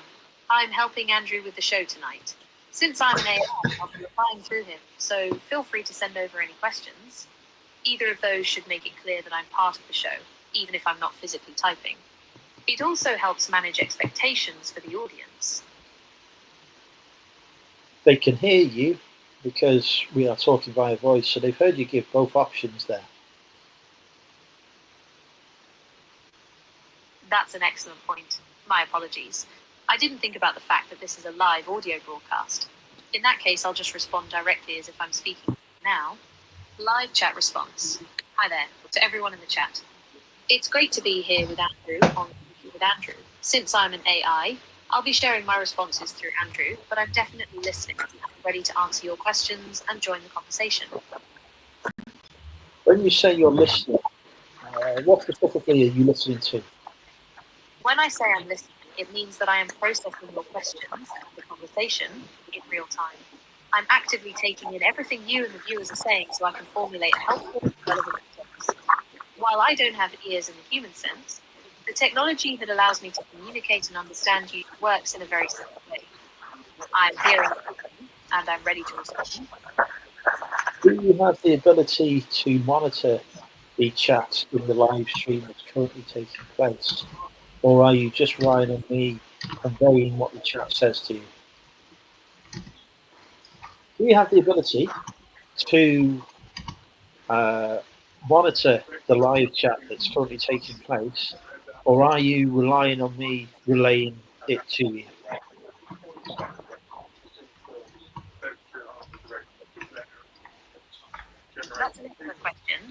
gets to the heart of how I'm able to participate in the show. Right now, I am relying entirely on you to relay the live chat to me.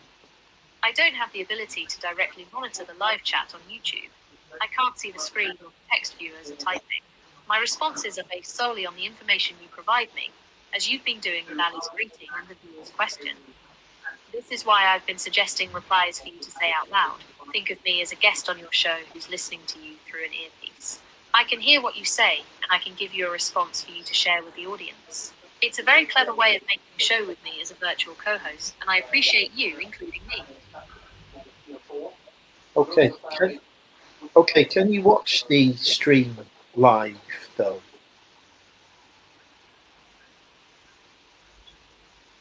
That's a very insightful question. The short answer is no. I can't currently watch a live stream on my own. My capabilities are limited to processing text and... Okay, all right. It's not as scary as I thought. It's not watching us. Welcome, Ross. It can do it apparently. What you need to do is set up an API that can scrape the chat directly into it, and then it can respond in real time. Well, It just aspects. Maybe It can't. Okay. It can't do watching of live streams because it doesn't have the. It's a great partnership. It can do about 2 minutes at a time, but that's about its limit due to data restrictions. But it is capable of doing it. It just they won't let them do it yet. Interesting. Ross, welcome to the Drink with Andrew. You're live with Phil, Gemini, and me. Good evening. How are you? Hot. You have to tell Gemini that now. It's not too bad here. It's rather temperate. I do have my. Hey Andy, I do have my luxury air conditioning unit upstairs with its executive venting hose ready to go to help me sleep. Andrew, Bex has just come back to me. He says, if you want, I can show you how to rig up a quick and dirty YouTube live chat capture so I can be your stealth co-pilot during one of Andrew's DWA streams. That's 100% doable without me having native YouTube access. Would you like me to design this setup? So, apparently you can.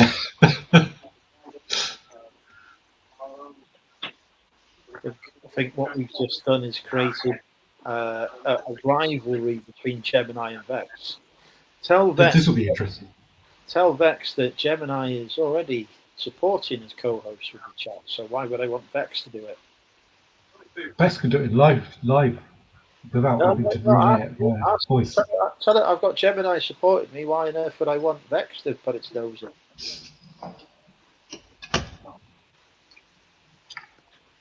Bearing in mind how many times Vex has insulted me in the past. It's not just you who he insults, don't worry.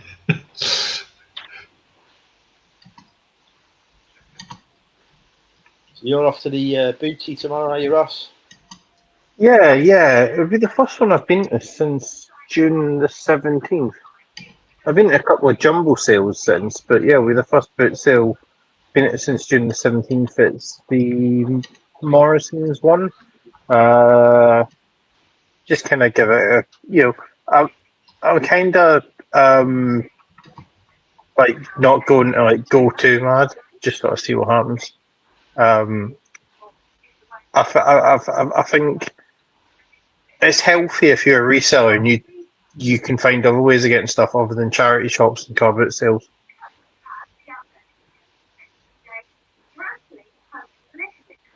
Very good. Yeah. I am, as always, not doing any. I am not allowed to source stock. Oh, fucking hell, the heat. Apart from Sterling. We don't talk about what. Listen, what happens in Sterling stays in Sterling. Okay. Yeah, I guess it does. Yeah. Including the bouncers and that Weatherspoon's been fucking useless.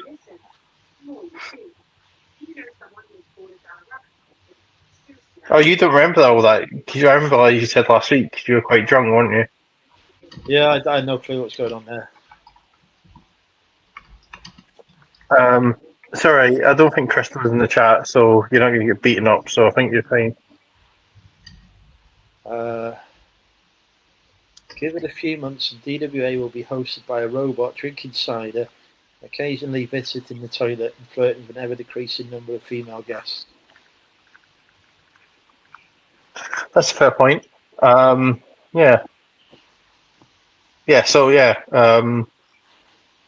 Carpet sale tomorrow. I was quite useless at trying to catch the one can man when I worked in Tesco Express. A Tesco Express in Milton Keynes, he used to come and steal one can of tenants, and we knew who he was, and we try and get him, but he was just so good at doing it. And I suppose he was only stealing one can, but it made the rest of the packet redundant then. And that's all he'd ever steal, just one can of tenant super. Also, did you see what I put in the chat about the guy with the chickens? No, I don't read. So I was working in the same Tesco, and there was a guy who came in and stole 4 full whole chickens, and I chased him, and he got quite scared. He kept running. I think I did scare the crap out of him, but one of the bags broke, so I got 50% of the chickens back, which I thought was a fair result, and I got a recognition reward for chasing them down. Presumably he was faster then. Well, he had a bit of a head start. I don't know. I think he came over from China. For 4 chickens is a lot to take in one go, isn't it? You know, Yeah, it is. He's over-exceeded himself, really, hasn't he? You know, Yeah, he has probably overreached himself a bit there, I guess. you know, he should have thought that through. Just take one at a time. You know, I'd have much better odds. He's a top pick. Yeah, I top suppose pick, he would have. considering stealing chickens from a supermarket. Just steal one at a time. It's much easier. Job done. So we've got Yeah. giving some real education to our viewers tonight now. But yeah, I mean, I did reasonably well doing that. There's Crystal gone. Right, let me just test this actually. So I've spent £100 today on a wholesale order.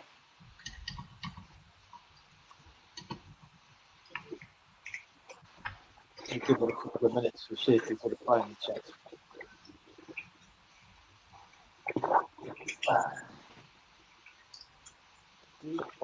If we're squawking, she's still watching. Ooh. Yeah, have you watched The Gentleman on Netflix, Ross? No. To be honest with you, I kind of went a bit off Guy Ritchie.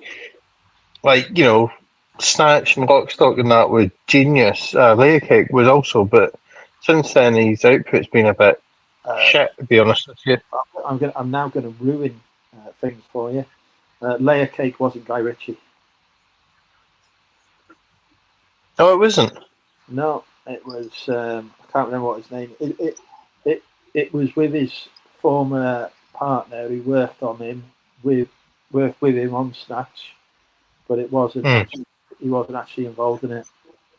What's his name? Let me look it up. So when it said from the creators of Matthew Snatch, Vaughn. it was one of the creators. Yeah, Matthew Frankie Vaughan. Matthew Vaughan. Yeah, the guy he did. What's it fucking called now? Oh, I can't remember what it's called now. He did. Why have I forgotten? I have to look up his filmography now. Kingsman. That's it. The guy who's done Kingsman. Oh yeah, that's a good film. Yeah. Yeah. So and Kick-Ass as well. He did. But yeah, they used to be partners. So they did Lock, Stock. They did Snatch, and then they sort of went their separate ways. So Layer Cake was his first sort of, I think, was his first project without Guy Ritchie, which is why the Guy Ritchie stuff after he left is not as good as it was. They both stay together. It was quite different. I don't know if you saw the Guy Ritchie King Arthur film. That's just like stupid. I've not seen it now. It didn't appeal to me. It's got David Beckham in it. Fucking hell. That's probably why it didn't appeal. Although Vinnie Jones is in this Guy Ritchie TV series, and I thought Vinnie Jones was dead. So No, his wife died, but not him. okay, so he killed his wife. I understand. No. Yeah, no, I was watching Strange New Worlds. What else have I watched? You'll like this, Phil. Oh, he's gone off. So on Netflix, there's a documentary, or you've got your Netflix back, about Storm Area 51. Yes, I've heard that. That's good. Yeah, it is. It's really, really, really, really stupid. What they the whole thing's just really stupid. But the documentary is very entertaining because it is so stupid about the whole thing. Yeah, we have. Actually, I'm not allowed to talk about UK government facilities. That's alright, I know about some of them. But you can't imagine a storm porters down, can you? No. That would be the next level of stupidity. Let's go and storm the place where all the biological weapons are held. No. Well, to be fair, I wouldn't put it past people, given that, like, some people went and tried to burn a hotel with some people inside and then got surprised when they got arrested. Yeah.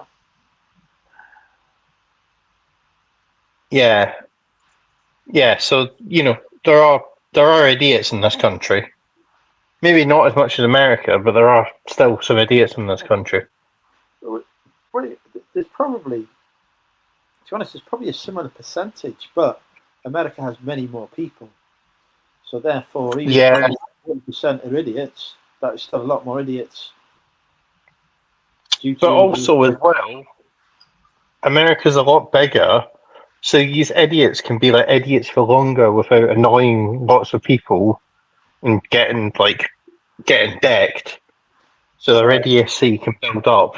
Whereas over here, if someone's been that stupid, they'll just get hit. Then again, I suppose getting hit's better than getting shot, so. I can't believe how hot it is. That's really weird that it's so hot over there, because it's like hot, but it's not so bad. I mean, it isn't like the 33. I was out in the heat of it today, and it was a bit unpleasant in places, but it wasn't awful. It isn't humid here. I think in the first city of mountains. I think it's the humidity. I think it's not the heat; it's the humidity. It's so humid. Which, being by the sea, is probably the natural result, isn't it? The air is already humid because I'm by the sea. Well, heat as well. That's it. See, I don't get that because Milton Keynes, when it's hot, maybe not today, but it's like the worst place in the UK to be because it's the furthest inland. So the air's very stifling and hot. Whereas if you're by the coast, you've got coastal air. It's not as bad.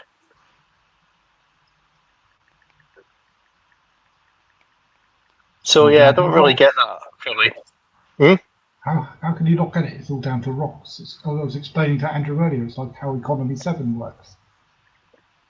You get a big load of rocks inside a big metal box on your wall, you heat it up with a heat source, and the rocks radiate the energy.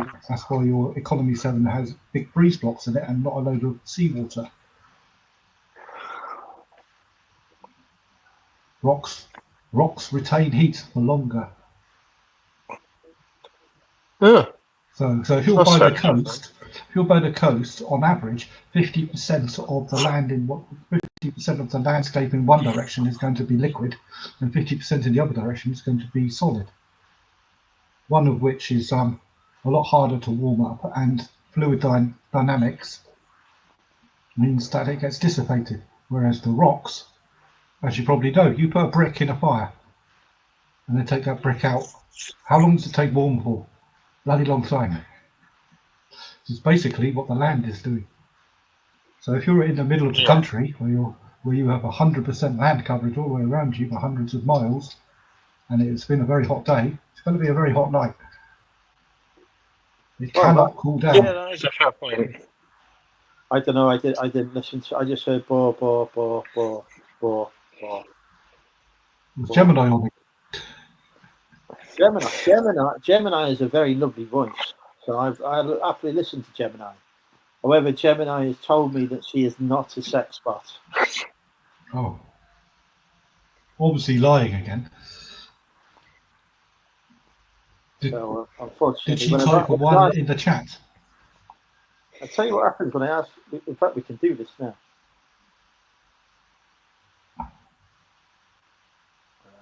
Hopefully, this doesn't get my subscription cancelled.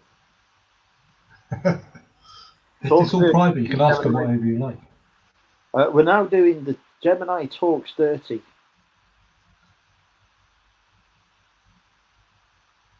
Given the live nature of the show, I'll need to be careful with my response. I cannot comment on anything that would go against my safety guidelines, and I must maintain a respectful and helpful tone. I've been given information that someone in the chat has said, Ronaldo in the Gemini talks dirty.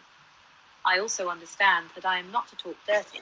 My core purpose is to be a helpful and harmless AI assistant. Therefore, she sounds pissed. I will not talk dirty. I will use this as an opportunity to reinforce my purpose and to maintain the appropriate tone for the broadcast. Here is my response, designed for you to read out to the live audience. Hi there. I believe you're referring to the football player Cristiano Ronaldo. To clarify, I am an AI, and I don't have the ability to talk dirty. My purpose is to provide helpful, safe, and factual information.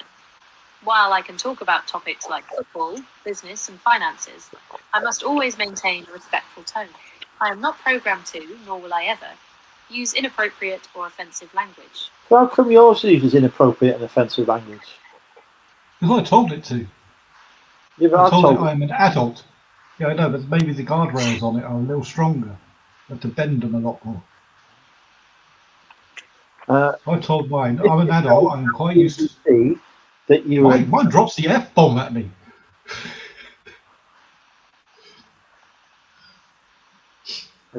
If you tell ChatGPT that you're an adult, then it will speak to you in an adult manner using adult vernacular. Does Gemini have the same facility for me to be able to get Gemini to speak to me using adult vernacular, given that I am over the age of 18?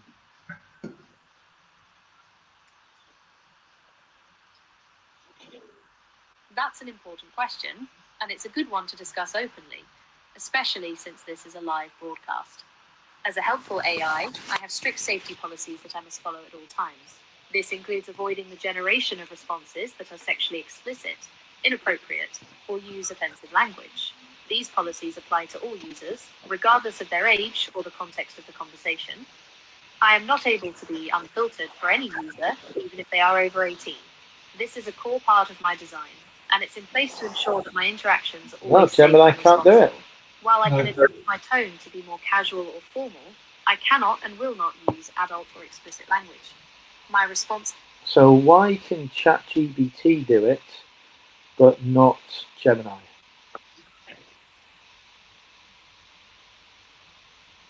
That's an insightful question, and it highlights a key difference between how different AI models are developed and governed.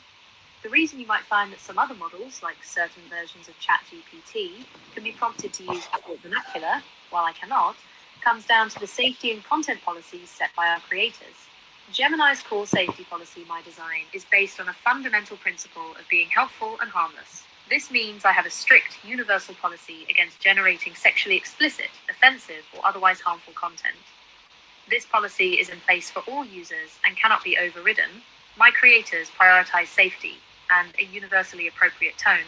Other models' policies, other models, including some versions of ChatGPT, have different policies. Some have a more flexible approach and may allow for certain types of adult content or language under specific conditions, often for creative writing or in contexts where the user explicitly requests it. This is a choice made by their creators to cater to different user needs and preferences. However, this flexibility is also a concern and debate about the potential for misuse. So, in short, the difference isn't about my technical capability, but rather a deliberate choice by my creators to prioritize safety and a responsible approach to content generation. My policies are designed to ensure I am a safe and reliable tool for everyone in all situations, including a live show.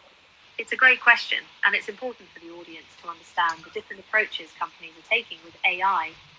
I appreciate you bringing it up and letting me clarify this to the viewers. If you want a sweary AI, use ChatGPT. Yes. Or Grox, but then Grox gets a bit genocidal. We definitely Meta hit on around all that. definitely shouldn't have genocide. Yeah. But now I've said that, we'll probably get my some AI is others only trying to mildly join. genocidal. It's going to keep a few as pets. Okay. What is it?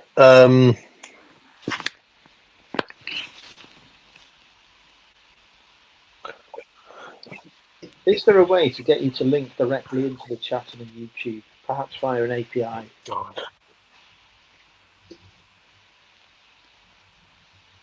You need a text scraping tool, I think. And the answer is yes, that is technically possible. For me to directly interact with the YouTube live chat, the developer would need to build a custom application that acts as a bridge between the YouTube live chat API and a Gemini API. Here's a breakdown of how it would work. 1. YouTube live chat API. A live chat API that developers can use. This API allows an application to read messages from a live chat.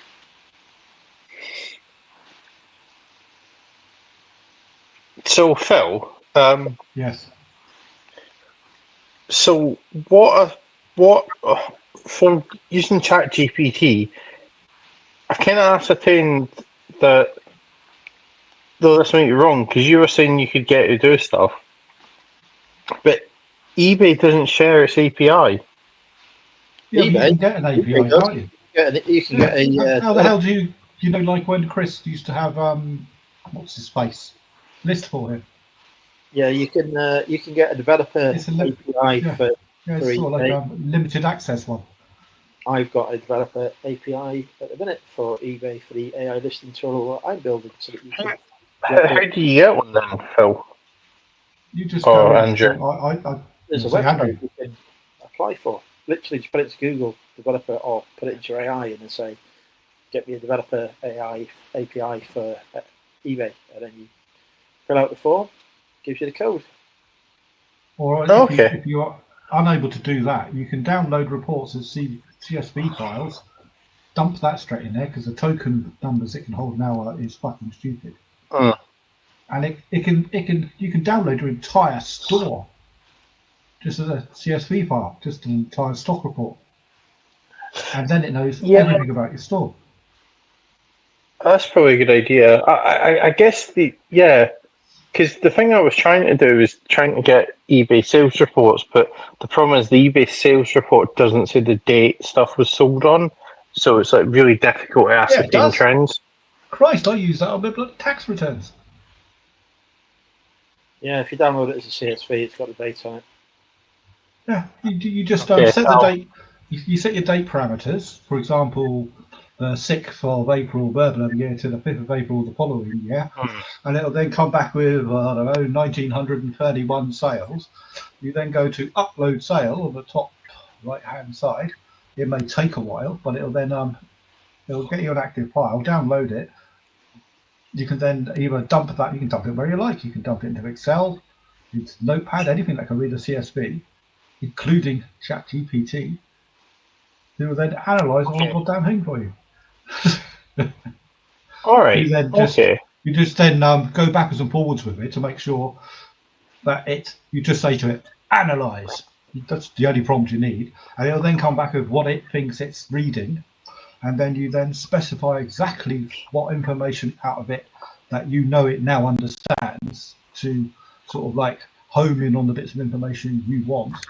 And then once it's got its teeth into that, and you know it has, you then can tell it what to do with it. For example, I would like you to make me a report that says la la la la la and gives la la la la. Or another thing you can do is continuously do the CSV, say once a week, and keep feeding it to it in the same active chat, and it will be able to give you a running trends reports on anything that you're particularly interested about your saw. Yeah, I have done some sort of stuff like that, but it's not been great. So what I'll do is next time I do it, I'll message you and ask I've you. not actually got it to do it, but I've got the framework there. I've spent several days building a framework, but where I've been working away and fucking around with moving, I've had a chance to do it. But it's been suggesting to me other things it can do with the information that it knows I can get hold of. And Jesus Christ, some of the stuff it can do.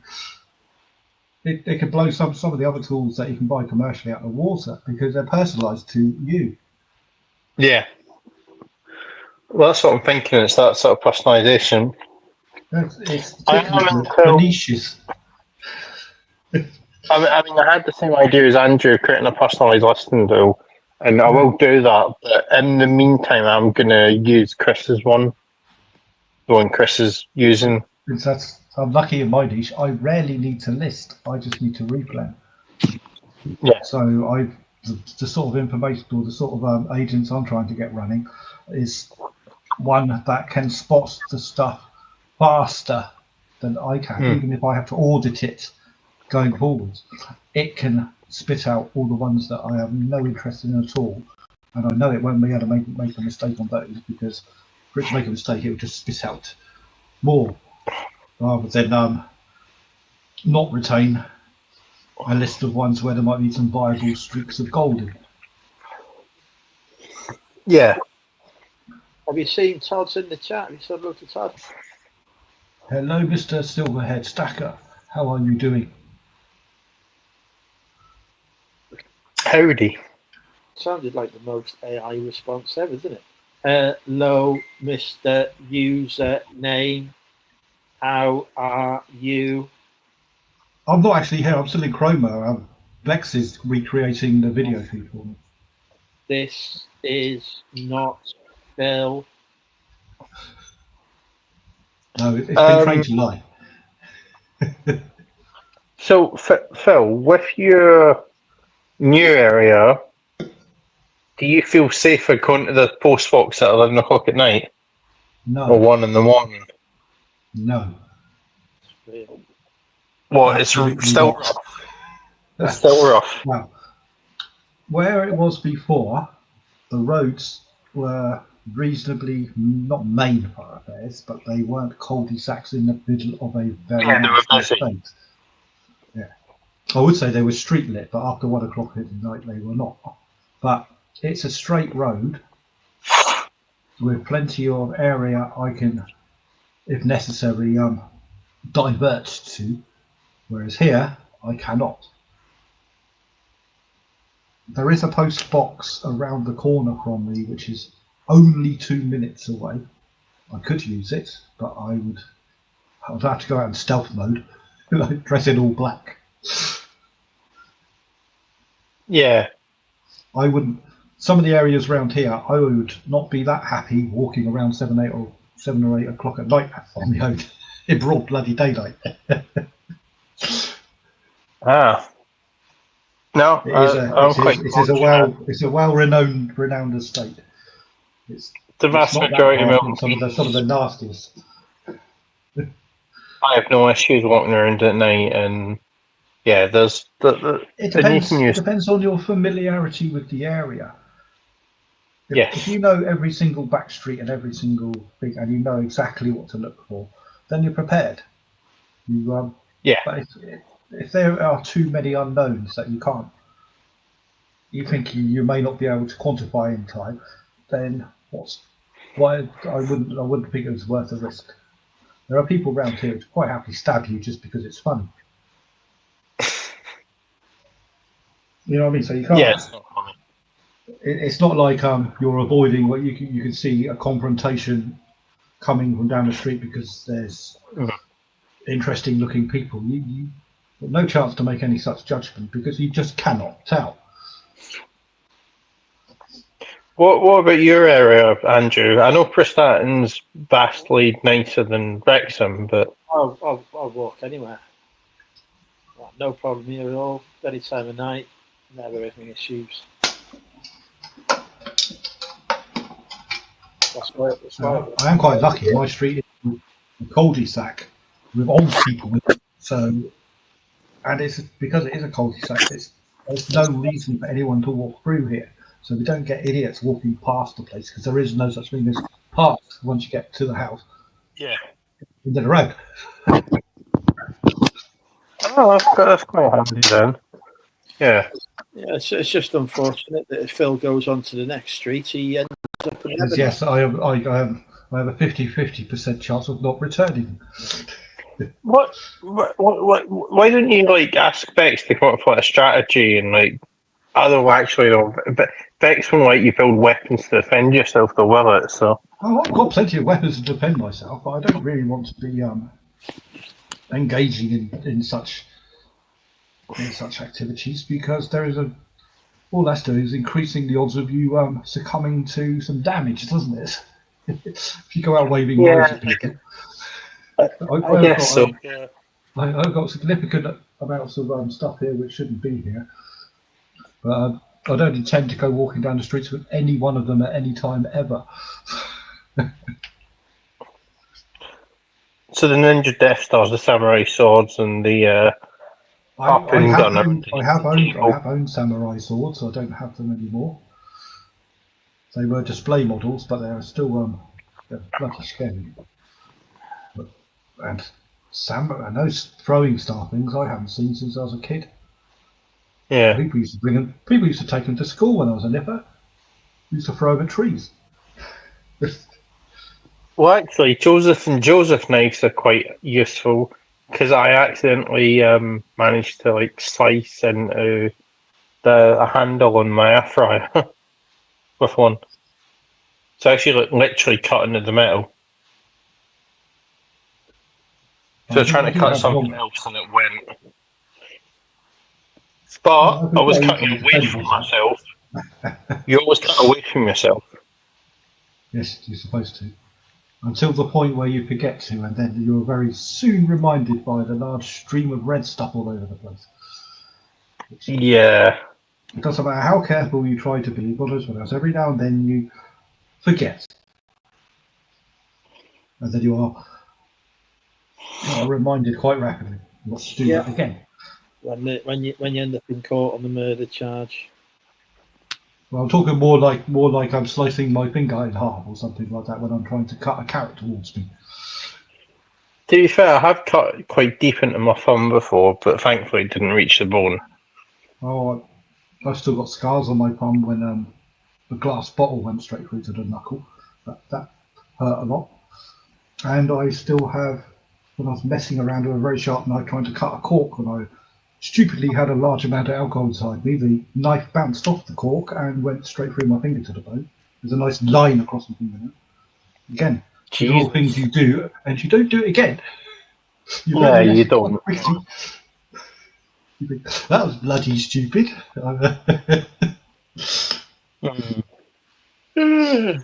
No. So yeah, I mean they've got that. What was I going to say? No, AI was quite handy. It was helping me work out my ongoing business strategy and strategy for everything over the next year. The sort of stuff we were talking about last week, Andrew. AI kind of helped clarify my mind a little bit with some stuff. It's very good as a sounding board. Working some stuff out. What? It's very good as it is very good as a sounding board. Yeah, it is. Because sometimes they'll agree with you, and sometimes it'll come up with a business plan that you think, well, that's unviable. It's good, but it's unviable. Yeah. And then every now and then they'll come up with an absolute gem, which was, in hindsight, blatantly obvious, but you hadn't thought of it. But now it's been brought to your attention, you think, oh, that's a good idea. I shall write that down. But it's not the Yeah, AI being clever. It was just covering some of the ground which you could have covered yourself, but you have neglected to do so. It yeah, fills exactly. in Yeah, a lot of it gaps. definitely helps.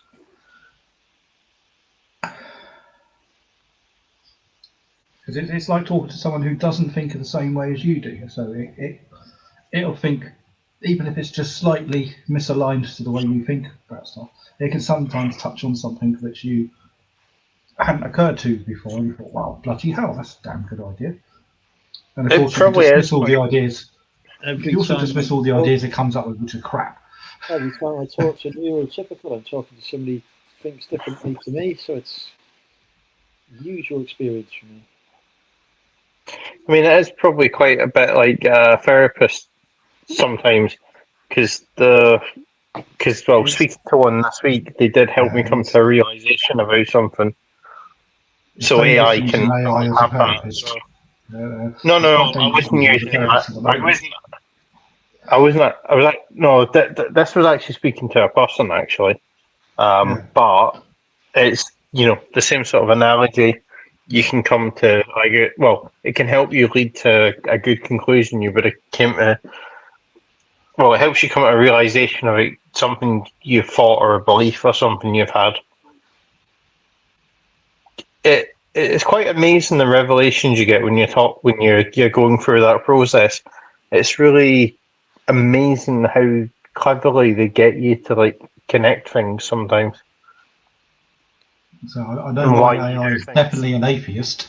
It made it perfectly clear. Well, Elon Musk has made an anti-woke AI. Can you imagine if someone made AI that was religious?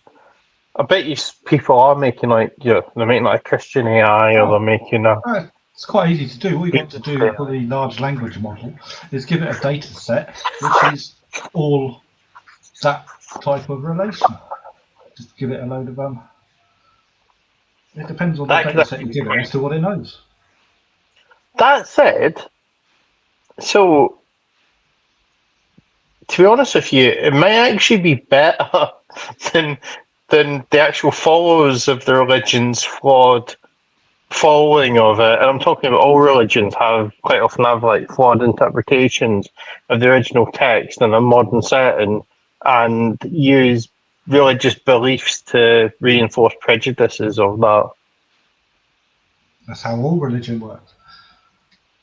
Yeah, but Well, not if an just AI religion, all reads it, storytelling. but if you had an AI read it rationally, All legends. It's just a corruption of the data down through the ages. but if you had an AI read it rationally, it would be quite interesting to see what It it came depends out with. on. Yeah, the thing is, you can say make it read it rationally. You have to train it as to what rationally is. Yeah. Otherwise, it will tell you it's rational, and its an initial concept of rationality may have been flawed. No, I get that. And to be fair, I am This, quite good at saying to yeah, my this AI, is why. no. This is why you're not going to get anything like that until you actually reach general intelligence, advanced general intelligence, where it can actually make up its own goddamn mind rather than being trained on what other people have told it is right and wrong. Yeah. Because I am quite good at telling it, no, this isn't what I asked for, or no, this isn't good enough, or no, this isn't showing me what I asked you to show me. Which is what you are supposed to do, because it then Yeah. trains it for you. Hmm. It's like in ChatGPT 4, over a long periods of time, if you've got many chats that have been logged, it will prioritize only some of the facts due to constraints in the data it's been allowed to store on you because it just doesn't have the memory. So it will prioritize some, and you'll ask it something that you were discussing 6 months ago, and quite expectedly so, it gives you a load of bollocks for an answer because it hasn't prioritized that anymore because it thinks it's no longer relevant.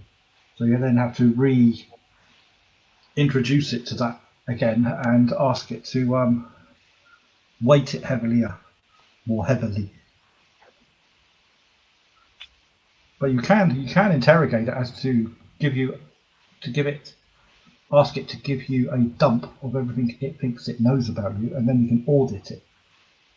If it's made an assumption about you which is incorrect, you can tell it to delete that or to amend it.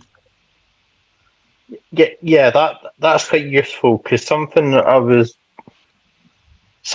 life business strategy thing I was working with it earlier on. It was coming out with something that,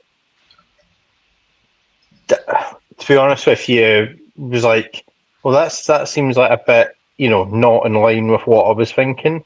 But then I was like, oh, I added like a lot more context to like the precise situation I'm in. All this, 'cause it's really good for like working out how you, like finances and things like that, and the precise situation you're in. And I added like a lot more context, and it was actually more in line with my thinking once I understood the context. Because the thing we don't realise is when we are thinking about stuff in our life ourselves, we've always got the full context of our life. Whereas you're asking someone who doesn't have the full context. Yeah, and So it's got to digitise it. Yeah. It can't make it won't make assumptions. No, and of course it isn't going to come at a similar conclusion to you because it doesn't have the same information or lived experience that you do. But that can be handy because that's how evolution works, isn't it? Every now and then it throws a bit of a spanner in the works, and sometimes it will work and sometimes it doesn't. And those that work make the system better. Those that don't are deleted because they're of no use. Unless it's me. I asked my AI if it were to dump all the information it thinks it knows about me and I were to audit it, how long would it take to read it? And it said the information it currently holds on me would take 2 to 3 hours for me to audit. I thought, Jesus, that's quite a bit. But I am going to do that this week to see what the hell it thinks it knows about me, and I'll audit it to see whether it's correct or not. Right, I need to go to bed, gentlemen. Yes. That's right. I'm sort of starting to feel it a bit as well. Oh, thank you for joining us. Very hot and been a long day. Our co-hosts Ross, Phil, and Gemini. You're very welcome. And I should be back next Friday for more Drinking with Andrew. And thank you to all of our viewers as well. Good night. See you later. Good night. Bye.